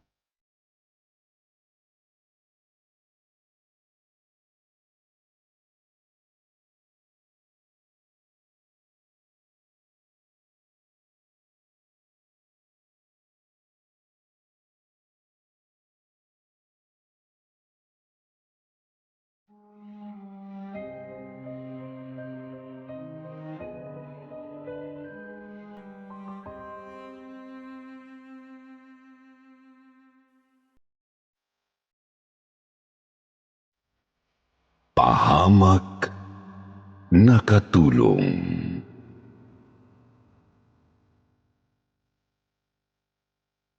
Magandang araw na naman sa inyo mga kasityo.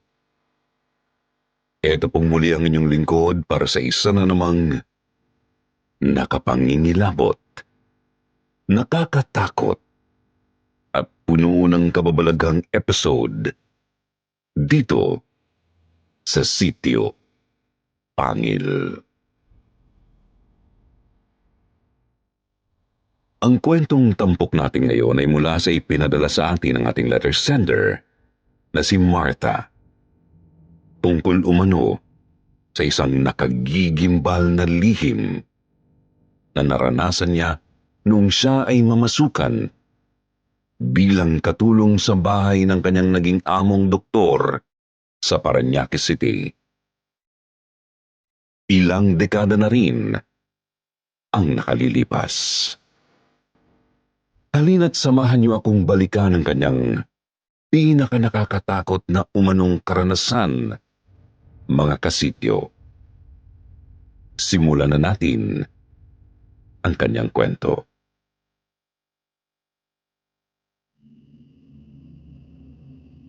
Dear Sir Jupiter, tawagin niyo na lang po sana ako sa pangalang Martha. 56 years old. Tubo mula sa probinsya namin sa Naga City sa Bicol, Camarines Sur. Pero ngayon ay nakabase na dito sa Rizal. Shoutout nga po pala daw sa aking kumaring Adelpha na avid fan ng inyong channel, Sir Jupiter. Siya kasi ang nag-impluwensya sa aking makinig sa magagandang kwento nyo dito dahil isa po siya sa pinakamatagal nyo ng avid listener. Mabalik tayo sa aking kwento. Nangyari ito mga ilang dekada na rin po ang nakalilipas. Kung tama ang pagkakaalala ko, mga year 1986 yun. At nasa 18 anyos lang ako.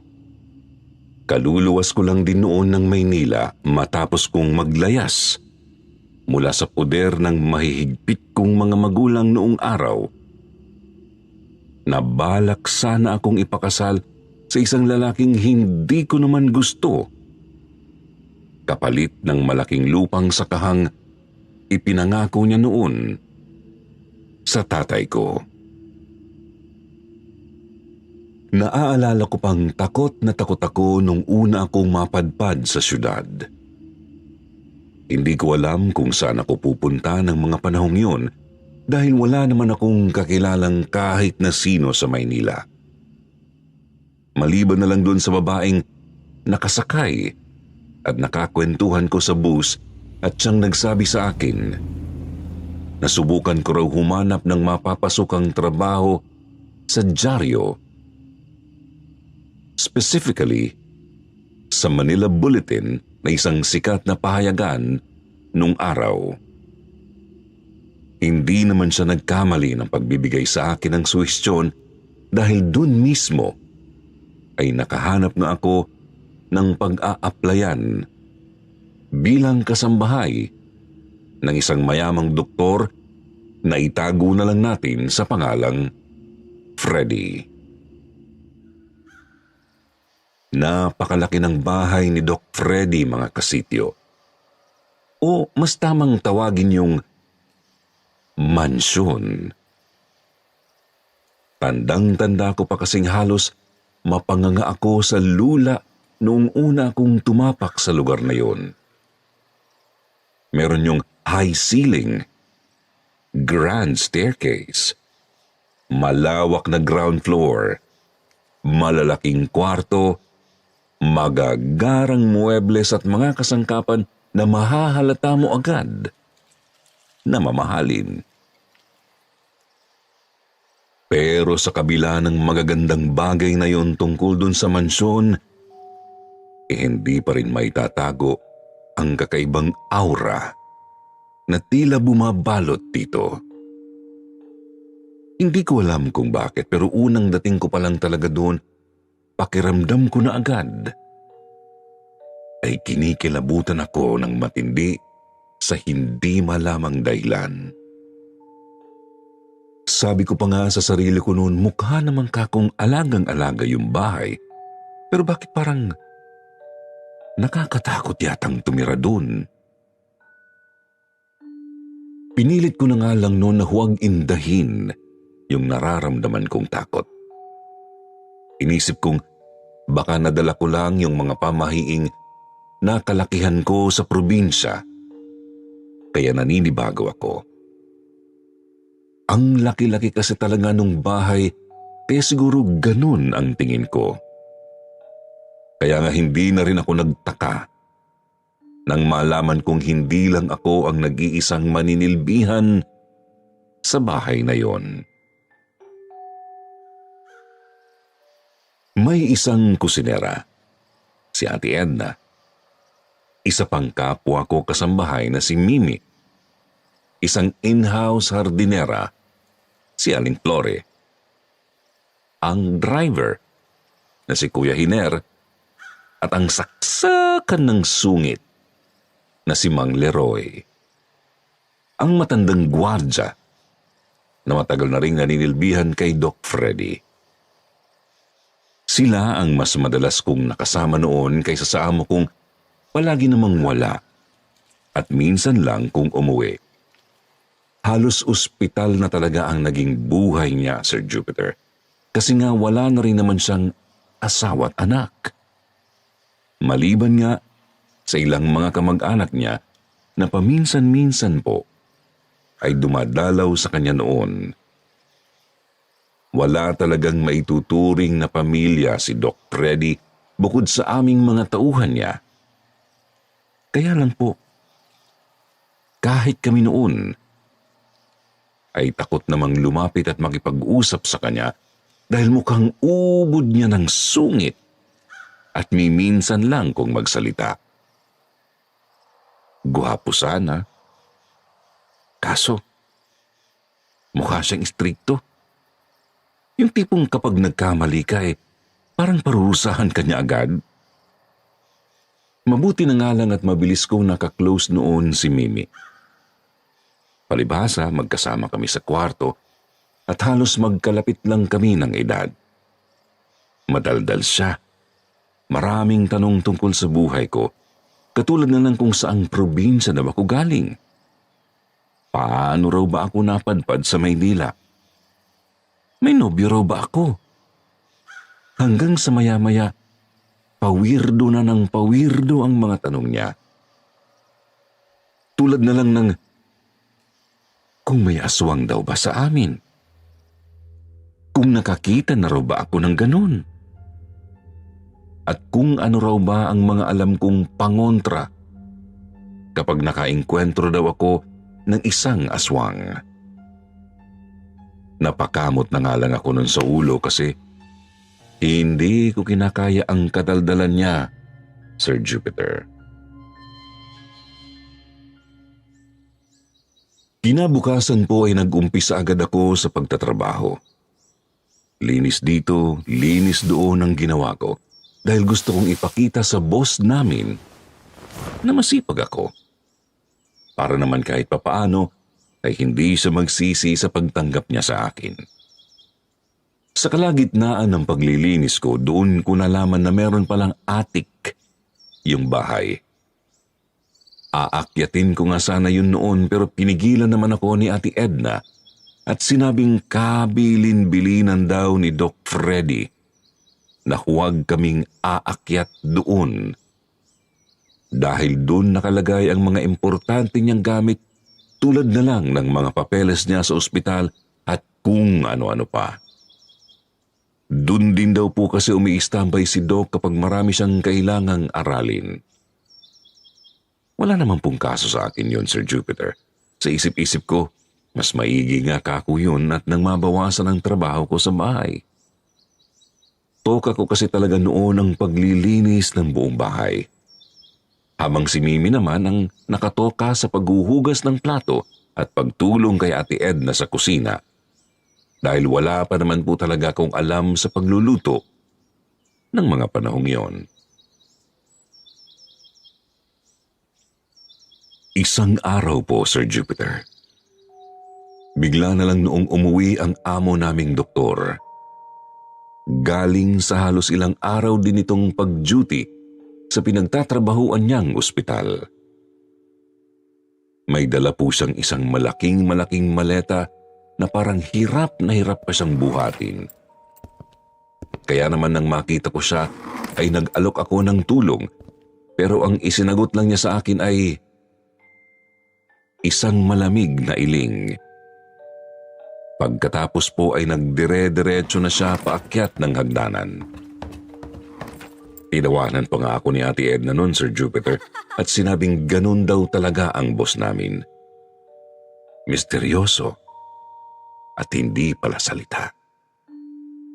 Nang tanungin ko naman siya kung ano ba kasi ang laman ng maletang buhat-buhat ni Doc, nagkibit balikat lang siya.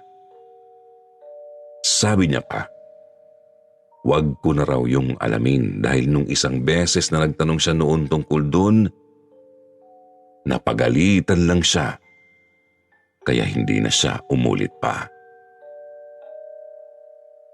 Pero hindi lang po iisang beses kong namataan si Doc Freddy na may daladalang malaki at mabigat na maleta sa tuwing uuwi siya galing sa ospital. Kaya nung una ay talagang naku-curious ako sa laman nun, Sir Jupiter. Parang gustong-gusto kong magtanong nun sa boss namin tungkol doon. Pero natakot akong mapagalitan. Kaya minabuti ko na lang din pong itikom ang bibig ko. Pero nung mga sumunod na panahon, nasanay na lang din po ako sa gawaing yun ng amo namin. Hanggang sa nagsimula pong mangyari ang isang bagay na muli na namang nagpabuhay ng kuryosidad ko. Siguro mga 2 buwan na rin akong nagtatrabaho noon sa bahay ng amo naming doktor ng isang hating gabi. Ay bigla na lang akong gisingin ng kasamahan kong si Mimi mula sa mahimbing ng pagkakatulog ko. Ang sabi niya sa akin, umuwi daw ang amo namin at nakita niya raw na may dalang malalaking maleta na sa pagkakataong ito ay hindi lang isa, kundi 2. Nasilip daw kasi ni Mimi ang amo namin na hirap sa pagbubuhat ng 2 maletang yun. Kaya nang alokin niya ito ng tulong, ay napilitan na raw po itong tanggapin yon. Magkatulong daw sina Mimi at Doc Freddy na iniakyat sa itaas yung 2 maleta at habang umaakyat sila, ay hindi raw po maiwasan ni Mimi na malanghap yung masangsang na amoy na nanggagaling sa loob ng buhat-buhat niya. Amoy bulok daw po yun, Sir Jupiter. Kaya medyo kinukutuban na siya. Hindi na raw siya pinasama pa ni Doc sa attic. Ang sabi daw nito sa kanya ay bumalik na siya sa pagtulog at siya na raw ang bahala dun sa mga maleta. Pero dahil po likas ang pagiging matigas ng ulo ni Mimi, ay nagkunwari lang daw siyang bumaba ng hagdanan. Pero ang totoo, ay nagtago lang siya sa likod ng pader pagliko niya ng hallway. Balak daw po kasi niyang silipin kung ano ang gagawin ni Doc sa attic. Pasilip-silip daw si Mina para hindi siya mahalata ng amo namin.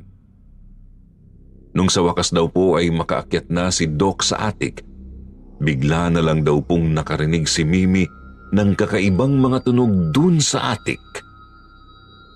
Mga yabag na parang may tumatakbo paikot sa buong kwarto. Pati na rin mga paghingal na parang sa aso na agad daw pong nagpakilabot ng matindi kay Mimi.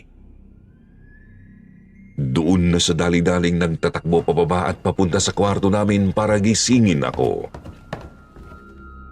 Hindi ko naman alam noon kung ano ang magiging reaksyon ko.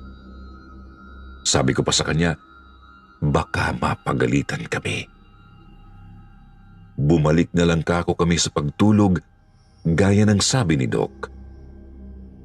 Pero wala na po akong nagawa nung bigla niya akong hinigit patayo sa kama. Sinabi niya pa nga sa akin, siya raw ang bahala.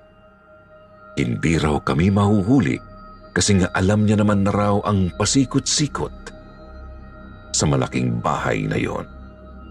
Iiling-iling na lang ako.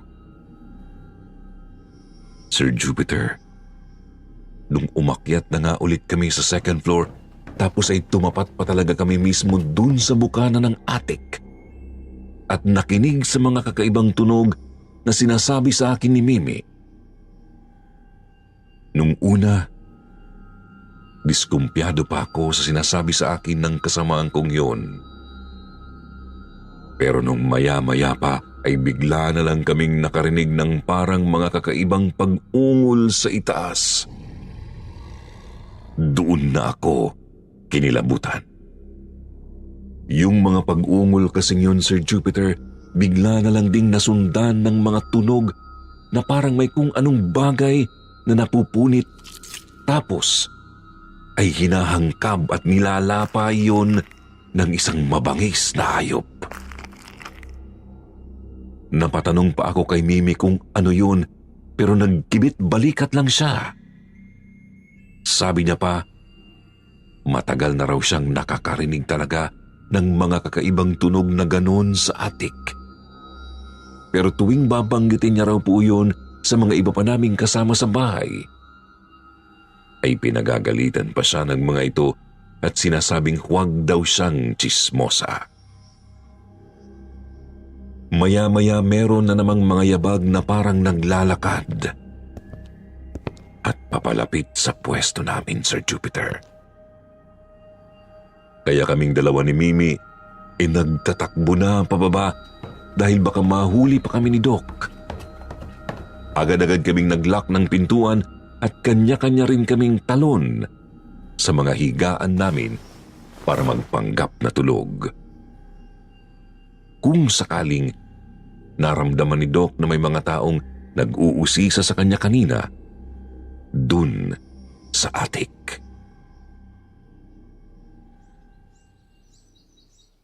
Kinabukasan po, Sir Jupiter, ginising kami ni Ate Edna ng maaga dahil may gusto raw ibilin si Doc Freddy. Inaantok pa nga ako dahil sa puyat ko kagabi nung dumating ako sa salas kung saan niya kinakausap na rin yung iba. Ang sabi ni Doc, ilang araw daw siyang mawawala sa bahay dahil kailangan niya raw mag-duty sa ospital. Sa dami raw ng mga dinadalang pasyente sa kanila ng mga panahong yun dahil uso raw ang dengue. Nakita ko pa noon si Mimi na palihim pang ngumiti sa sinabi ng amo namin.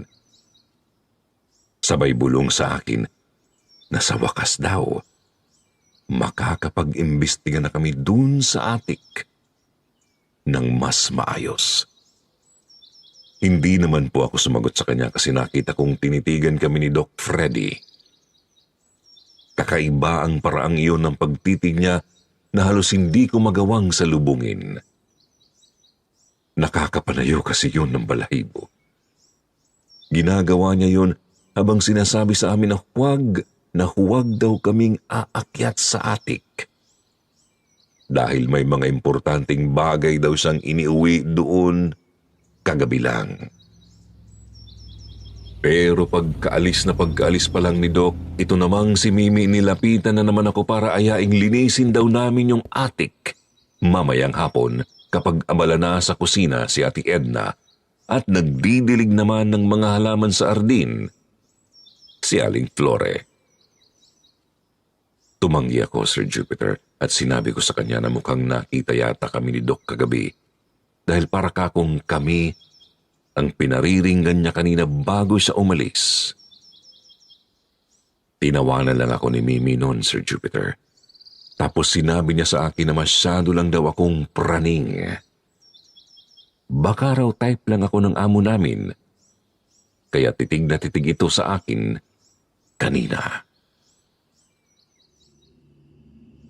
Mga bandang 5:30 ng hapon katatapos ko lang ulit maglinis noon sa salas ng malaking bahay nang bigla na naman akong higitin ni Mimi. Tanong ako ng tanong sa kanya noon kung saan kami pupunta at pilit kong binabawi ang kamay ko mula sa pagkakahawak niya. Kaya lang ay ayaw niya talaga akong bitiwan. Kinaladkad niya na talaga ako hanggang second floor tapos ay itinulak niya pa ako paakyat sa hagdanang patungo naman sa attic ng bahay. Hindi niya raw ako titigilan hanggat hindi niya nalalaman kung ano ba talagang meron dun sa attic na yon. Kating-kati na raw kasi siya dahil matagal na nga siyang nahihiwagaan sa misteryosong kwartong yun. Wala na naman akong nagawa. Kaysa naman kako paulit-ulit niya akong kulitin.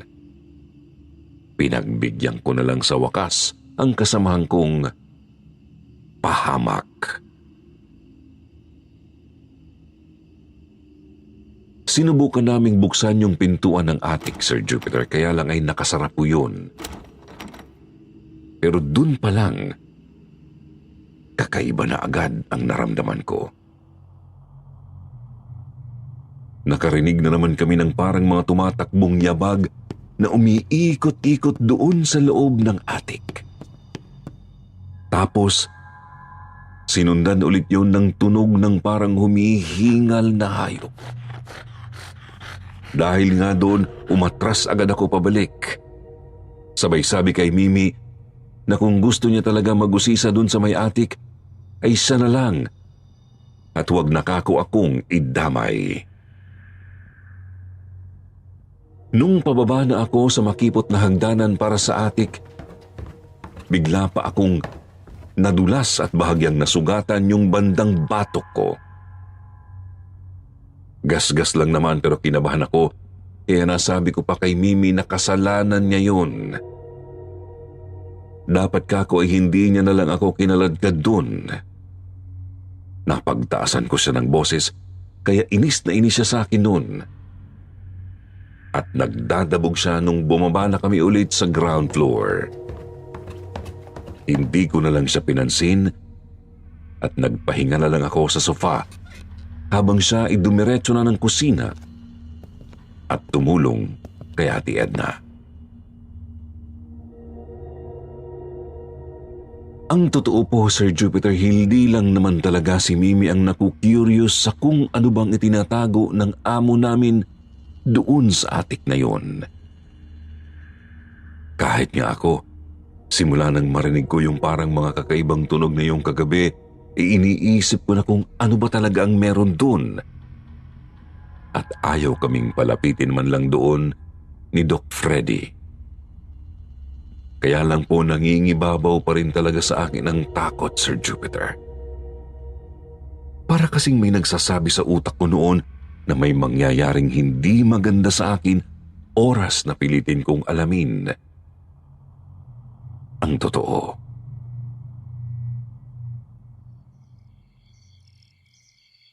Kinagabihan po ay maaga akong nakatulog sa kwarto namin dahil na rin siguro sa pagod sa maghapong pagtatrabaho sa mansyon. Pero nung mga bandang 10:00 na ng gabi, naalimpungatan ako kasi narinig kong may kumakaluskos sa loob ng kwarto namin. Nung pagmulat ko ng mata, nakita ko si Mimi na may hawak-hawak na isang bungkus ng mga susi sa kamay niya. Napakunot agad noon ang noo ko at nagtanong ako kung saan niya yun nakuha at kung aanhin kako niya yun. Pero hindi naman siya sumagot. Ang ginawa niya lang noon, sinenyasan niya ako na huwag daw akong maingay. Tapos lumabas na siya ng kwarto namin. Natampal ko talaga noon ang noo ko. Napakatigas ng ulo ni Mimi, Sir Jupiter. Tapos ako naman, sa sobrang pag-aalala ko na baka pati ako ay mapagbintangan kapag may ginawa siyang kalokohan dun sa attic. Napabangon ako bigla ng higaan at sinundan ko siya sa itaas para pigilan sa kung anumang balak niyang gawin doon. Ang bilis-bilis pang tumakbo ni Mimi. Naabutan ko lang siya nung nasa tapat na ulit kami ng attic. at sinusubukan niya na namang buksan yung pintuan gamit yung mga susi na hawak-hawak niya. Tatawa-tawa pa siya sa akin habang sinasabing nakuha niya raw yung mga susi na yon sa kwarto ni Doc. Sinabihan ko siyang ibalik yun. Sinubukan ko pang ang pigilan ng kamay niya pero huli na ako, Sir Jupiter. Dahil talagang nabuksan niya na po noon yung pinto nang wala man lang kahirap-hirap. Pagbukas pa lang po niya ng pinto, umalingasaw na agad yung napakasangsang na amoy na nanggagaling sa loob ng silid na yon. Kaya lang wala naman kaming makitang kahit na ano kasi nga ang dilim naman sa loob. Nagtaka kami kasi wala kaming makapang-switch ng ilaw na pwedeng magpaliwanag man lang sa paligid. Napatanong ako sa sarili ko kung paano kaya nakakakita si Doc sa loob nun kung wala palang ilaw doon. Sa kalagitnaan ng pag-iisip kong yun, Sir Jupiter, bigla na lang akong napaigtad nung parang may nakita akong dumaan sa harapan namin na isang anino. Hindi ko alam kung guni-guni ko lang yon dahil sa kapraningan ko o ano. Pero inakabahan na talaga ako at sinabi ko kay Mimi. Pumasok naman si Mimi sa attic, Sir Jupiter, tapos pilit niya talagang kinapa sa mga pader ng kwarto kung may mapipindot ba siyang switch ng ilaw o kahit lampshade man lang hanggang sa bigla na lang pong lumiwanag yung loob nun. Napasuntok pa si Mimi sa hangin dahil sa tuwa pero wala pa man pong ilang segundo ay bigla na lang nawala ang ngiti niya nung mapalingon siya bigla sa sulok ng attic. Napakunot ang noo niya. Tapos kitang-kita ko nung unti-unting magsalubong ang kilay niya habang nanlalaki ang dalawang mata niya. Pati butas ng ilong ni Mimi unti-unti ring nanlaki. Hanggang sa napanganga na rin siya at mukhang sisigaw na. Pero walang boses na lumalabas sa bibig niya at sa pagtataka ko naman, ang ginawa ko noon ay pumasok din ako sa loob para tingnan kung ano ba yung nakita niya. Pero parang yun na yata ang pinakamalaking pagkakamaling nagawa ko sa buong buhay ko, Sir Jupiter. Sa sulok po kasi ng kwartong yun, dun mismo sa pinakamadilim na parte na bahagya lang na nasisinagan ng liwanag, nakita ko ang isang nakapangingilabot na nilalang na nakasampa sa ibabaw ng isang walang buhay na katawan ng lalaki. Nilala pa ito nung malaking hayop na mukhang pinaghalong aso at walang sungay na kambing na pabaliktad ang pwesto ng katawan. May matatalas po itong ngipin at napakakapal pero matutulis na balahibo nito sa buo niyang katawan. Nanlilisik po ang mga mata nun, Sir Jupiter, habang nakatingin sa amin ni Mimi. Pero parang hindi niya yata magawang tagalan yung liwanag ng ilaw, kaya sa isang iglap ay naglaho siya bigla noon sa harapan namin. Sabi ko kay Mimi, tumakbo na kako kami. Mabuti na lang po, Sir Jupiter, at nakinig sa akin si Mimi sa pagkakataong yun.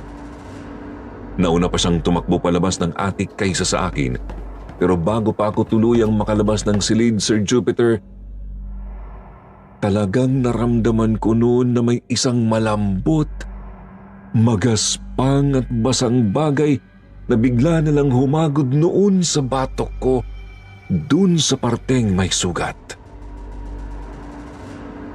Talagang pakiramdam ko noon natuyuan ako ng dugo sa sobrang takot. Nanlalamig at nangangatal ang buo kong katawan habang tumatakbo kami pababa ng hagdan ni Mimi. Dire-diretso kami noon sa kwarto, Sir Jupiter, at paunahan pa kaming mag-empake ng gamit namin. Wala na akong pakialam sa sasahurin ko ng mga sandaling yon. Ang gusto ko lang makaalis na ako sa lugar na yon, Sir Jupiter. Matapos naming makapag-empake ni Mimi, dire-diretso na rin kami palabas. Hinarang pa nga kami ni Mang Leroy sa gate at tinanong kami kung saan daw namin balak magpunta. Tinaasan niya pa kami ng kilay at sinabing baka raw nagnakaw kami sa loob at ngayon ibalak na naming tumakas. Nagpaliwanag naman ako sa kung ano ba ang totoong nangyari. Sinabi ko sa kanya ang nakita ko habang binubusisi niya yung mga gamit na iuuwi namin. Bigla na lang napahinto si Mang Leroy sa ginagawa niya. Napaangat ang tingin niya sa amin ni Mimi, sabay tanong kung bakit kami umakyat sa atik. Sabi niya pa, mapapahamak daw kami sa ginagawa namin. Kulang na nga lang kaltukan niya ang mga ulo namin eh. Hindi raw dapat namin sinuway ang bilin ni Doc Freddy. Tapos noon lumingon siya pabalik dun sa malaking bahay na nanlalaki ang mga mata bago niya po kami sinabihan na magmadali na raw kaming umalis kung ayaw daw naming lumala pa ang sitwasyon. Lalo tuloy akong natakot noon. Hindi ko akalain na dito pa ako sa syudad makakaranas ng mga ganitong klaseng kababalaghan sa buhay ko. Ang buong akala ko talaga noon, sa probinsya lang namin uso yung mga ganong kwento. Pero nagkamali po pala ako.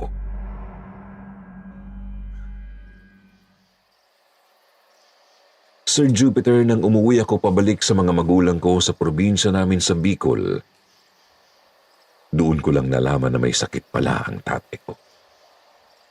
Sising-sisi siya nang malaman niya ang naranasan ko sa Maynila. Sabi pa sa akin ni nanay na ang nilalang daw na nakita ko ay isang sigbin na kilala raw alaga ng mga aswang. Nagulat pa ako sa isip-isip ko, ibig sabihin kako, aswang yung amo ko? Para talaga akong binuhuusan noon ng malamig na tubig. Wala man lang akong kamalay-malay na mga halimaw na pala ang kasama ko sa bahay.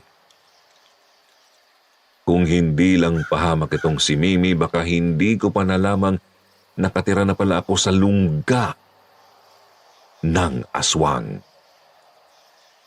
Wala akong ideya na pwede pala silang maging profesional.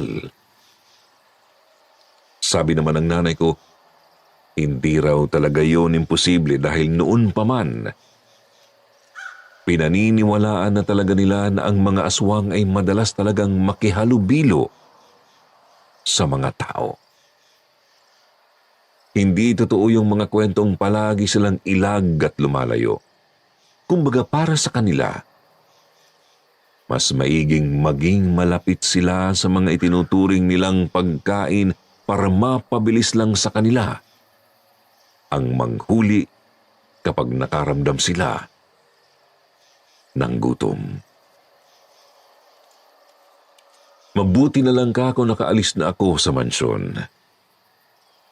Akala ko, nakatakas na ako sa kilabot na hatid sa akin ng aswang, kaya lang habang tumatagal ako sa amin ay parang hindi pa rin ako mapakali, Sir Jupiter. Parang may kakaiba pa rin bumabagabag sa utak ko na hindi ko maintindihan kung ano. Hanggang dumating ang isang gabi. Nagising ako noon dahil sa mga daing ng tatay ko. Sumasakit daw ang likuran niya. Ubo rin siya ng ubo, tapos iba na talaga ang tunog ng ubo niya. Habang ako naman, nakakaramdam din ng sakit sa bandang batok ko, yung parting nasugatan at dinilaan ng sigbin dun sa mansyon na pinagtatrabahuan ko. Pero hindi ko agad yun sinabi kina nanay dahil ayoko silang mag-alala. Mas importante sa akin si tatay na ayon po kay nanay ng mga panahong yun ay parang kinukulam daw dahil hindi na ito gumaling-galing. Kinabukasan, Sir Jupiter, ginising ako ni nanay ng maaga kasi dadalhin namin si tatay sa isang manggagamot dun sa lugar namin. Itago na lang natin siya sa pangalang Ingkong Ipeng. Kaya lang ho, pagbangon ko pa lang, naramdaman ko nang kumikirot yung sugat ko sa batok. Halos hindi ko maigalaw ang leeg ko sa sakit, kaya napilitan na akong magtanong nun sa nanay ko kung ano na baka kung nangyayari doon sa sugat ko. Nanlaki naman ang mata ni nanay. Sabi niya lumaki raw yung sugat ko sa batok, gayong ang kwento ko nga sa kanya tungkol doon, gasgas nga lang yun. Baka raw na impeksyon at kailangan na ring patingnan. Pero ayoko namang magpunta sa ospital o klinik dahil sa takot na makakita ako ng doktor. Na-trauma na kasi yata ako noon sa doktor. Pagdating namin kina Ingkong Ipeng, agad naman po kaming inasikaso doon. Wala pa man kaming sinasabi, pinahubad na niya ang suot na t-shirt ng tatay ko, tapos kinapa niya yung bandang likuran nito.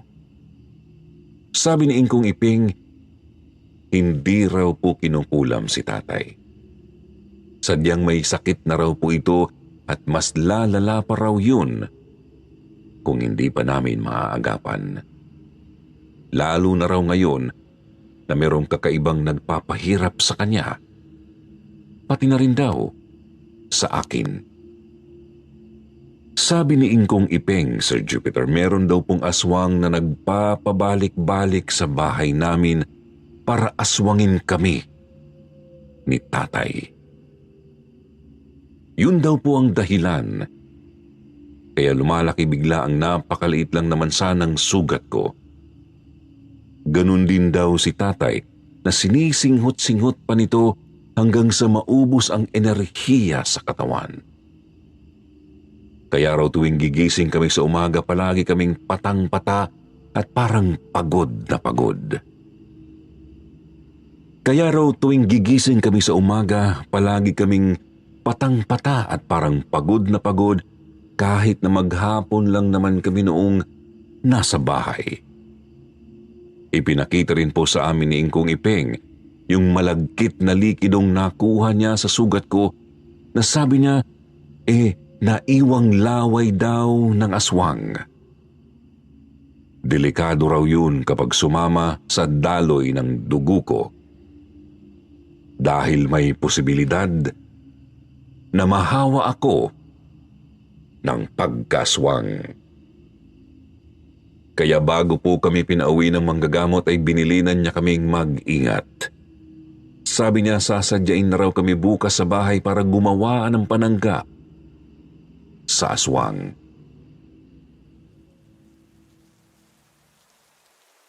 Nang gabing yun, Sir Jupiter, pinilit kong huwag makatulog pero hindi naman umayon ang gabi. Umuulan sa labas at tamang-tama lang ang lamig ng panahon. Kaya ang sarap-sarap talagang matulog. Hindi ko napigilan ang antok ko. Pero kaiidlip ko pa lang noon nang maya-maya ay may naramdaman na naman akong dumidila sa batok ko, Sir Jupiter. At talagang lahat ng takot ko lumabas sa katawan ko. Nagtayuan lahat ng balahibo ko at napabalikwas ako ng bangon noon para lang makitang kagat-kagat na ng sigbin yung kapirasong laman ko. Nakakadiri. Doon ko lang din naramdaman ang matinding kirot sa parting dinidilaan niya kanina.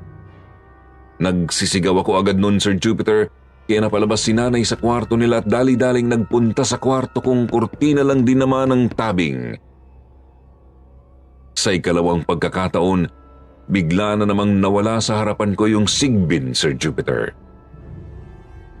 Naglaho siya na parang bula. Kaya sumilip si tatay sa labas at doon ay nakita niyang may isang hayop na kakaiba ang hitsura. Ang tumatakbo ng pabaliktad palayo sa bahay namin.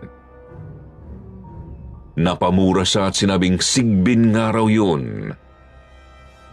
Ang ginawa po ni tatay ng gabing yun, dun na ako pinatulog sa kwarto nila, tapos inilagay niya yung isa sa mga alaga naming kambing sa kwarto ko para daw kung sakaling bumalik ang sigbin, ay yung kambing na yun ang una niyang pupuntiryahin at hindi kami. Pero pare-pareho pa rin kaming hindi nakatulog ng maayos nung gabing yun, Sir Jupiter. Alam ko, kahit hindi sabihin ng mga magulang ko na natatakot din sila, kahit sila. Ngayon lang din naman nakaranas ng ganitong katinding engkwentro sa aswang, kahit na lumaki sila sa probinsya. Hindi ko talaga alam noon kung bakit hanggang doon sa amin ay sinundan ako ng sigbin. Ano ba kung gusto niya sa akin? Pati ba kay Mimi sumusunod din siya? Wala man lang akong kaide-ideya at pakiramdam ko noon ay mababaliw na ako sa kakaisip.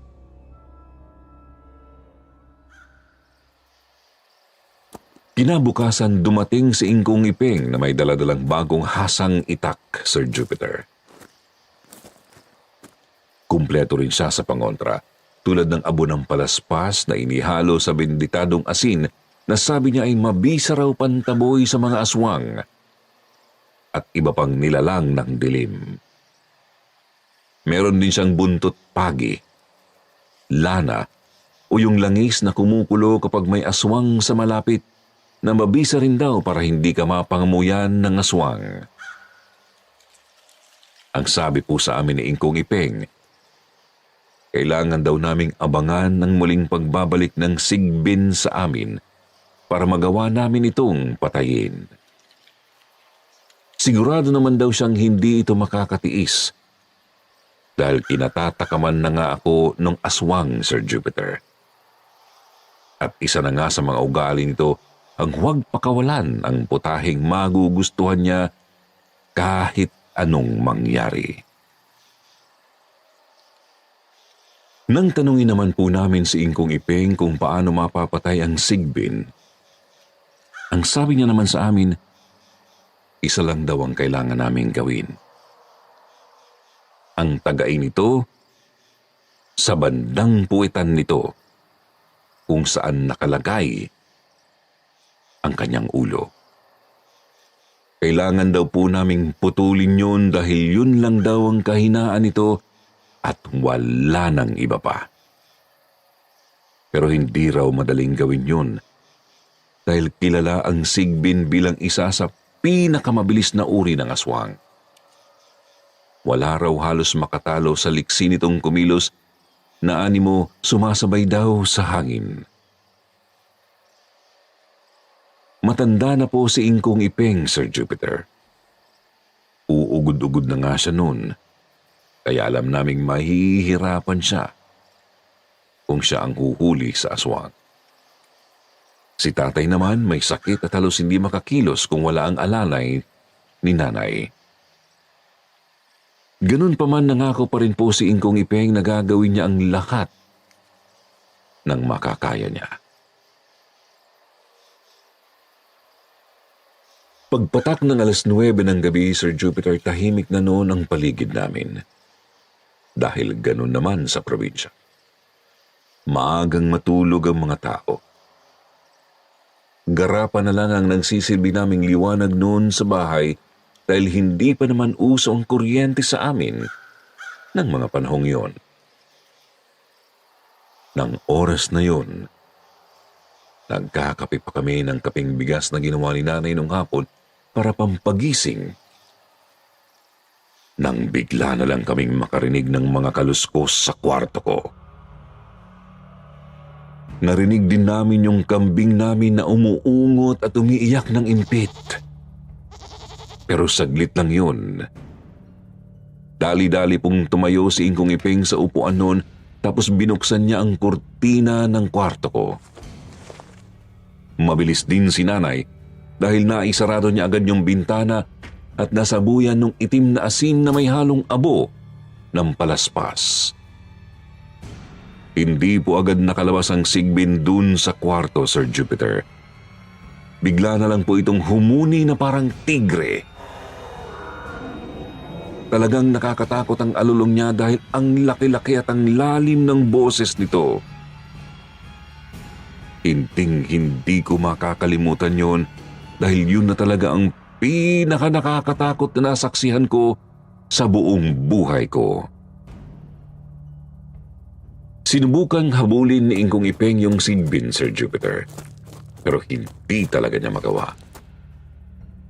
Tama ang sinabi niya na sobrang liksi nga ng Sigbin at nagpaikot-ikot lang to sa buong bahay namin. Halos hindi namin makita ang mga kilos niya noon. Nararamdaman lang namin yung paggalaw niya at minsan naaaninag ko siyang nakasampa sa kisame. Minsan naman, nasa likuran ko. Minsan, nasa harapan ko na rin pala siya pero wala pa rin akong kaalam-alam. Gusto ko na nga lang talagang pumalaho noon ng iyak. Habang nasa ganun kaming sitwasyon, nagulat na lang po kaming lahat nung biglang bumukas ang pintuan ng bahay namin, Sir Jupiter. Tapos sa labas, tumambad sa amin yung figura ng dati kong amo. Si Doc Freddy, na mukhang hingal na hingal pa at galing sa pagtakbo.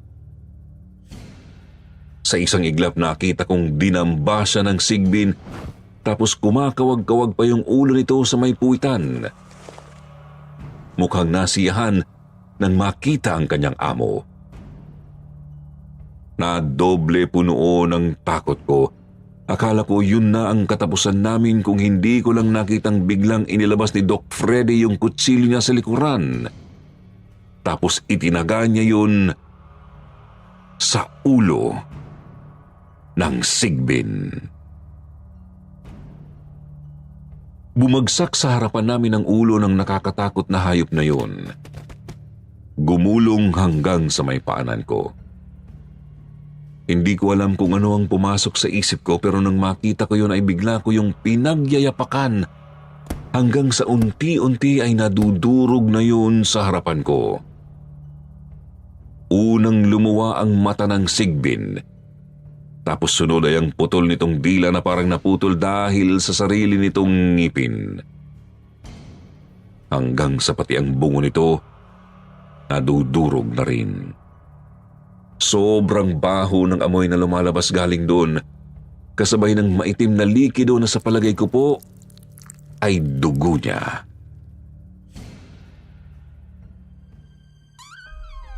Pumasok si Doc Freddy sa bahay namin pagkatapos naming linisin yung bangkay ng aswang na inilagay namin sa labas bago namin sinilaban.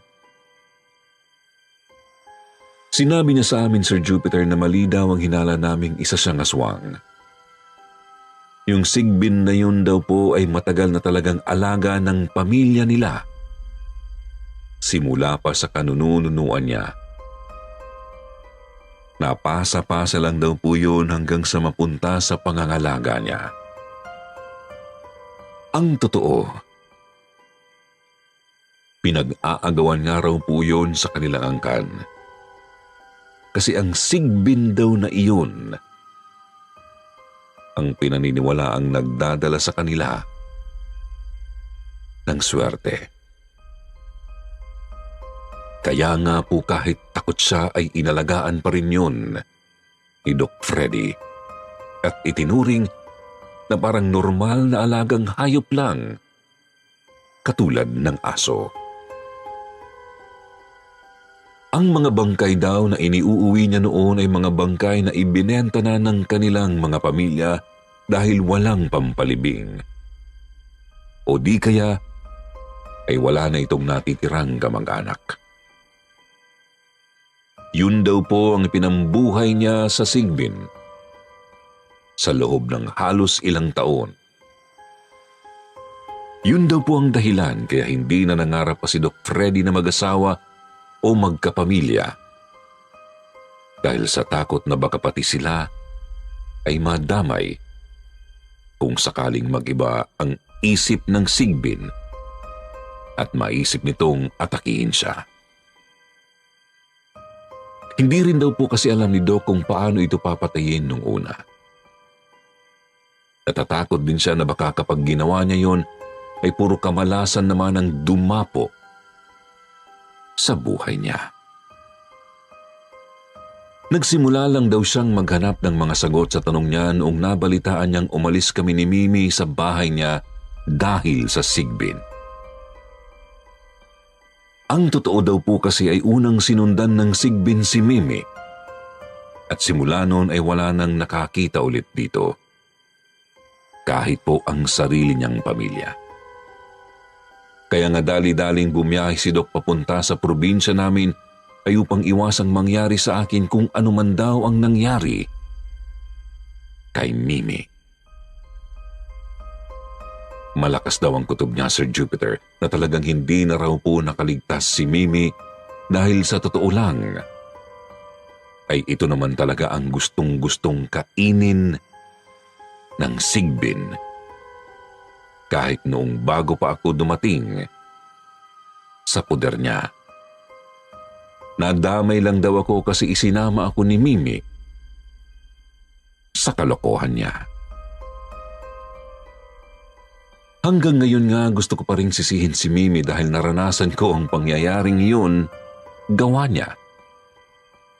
Masyadong pahamak ang pagiging usisera niya kaya yun tuloy ang naging mitsa ng buhay niya. Gusto ko mang maawa sa kanya, Sir Jupiter, huli na rin naman dahil pakiramdam talaga naming lahat ay wala na siya. Sabi nga ni Ingkong Ipeng ay hindi talaga sasantuhin ng Sigbin ang sino mang magustuhan niyang kainin. Sa kabila po ng lahat, gusto ko pa rin isiping sana ay nakaligtas nga si Mimi sa nangyari.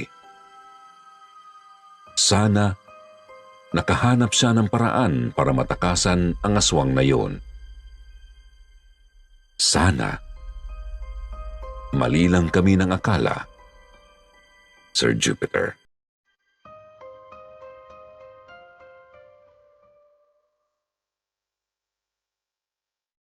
Matapos po ang pangyayaring yun, bumuti na rin naman ang lagay ng tatay ko. Kaya nga naisip kong, hindi kaya pati ang sakit ni tatay, gawa lang din talaga ng Sigbin. Hanggang ngayon po kasi, dahil doon naiisip pa rin ang mga sinasabi ng matatanda sa amin noong araw na nagiging sanhi rin daw talaga ng malubhang sakit ang mga aswang. Totoo po kaya yun? Sa mga listeners po ng channel na ito, comment naman po kayo kung alam nyo. Maraming salamat nga po pala, Sir Jupiter, kung mapagbibigyan nyo akong basahin itong kwento ko sa inyong channel. Ganon din po sa mga makikinig nito kung sakali. Hanggang sa susunod po. God bless you all po, mga kasityo.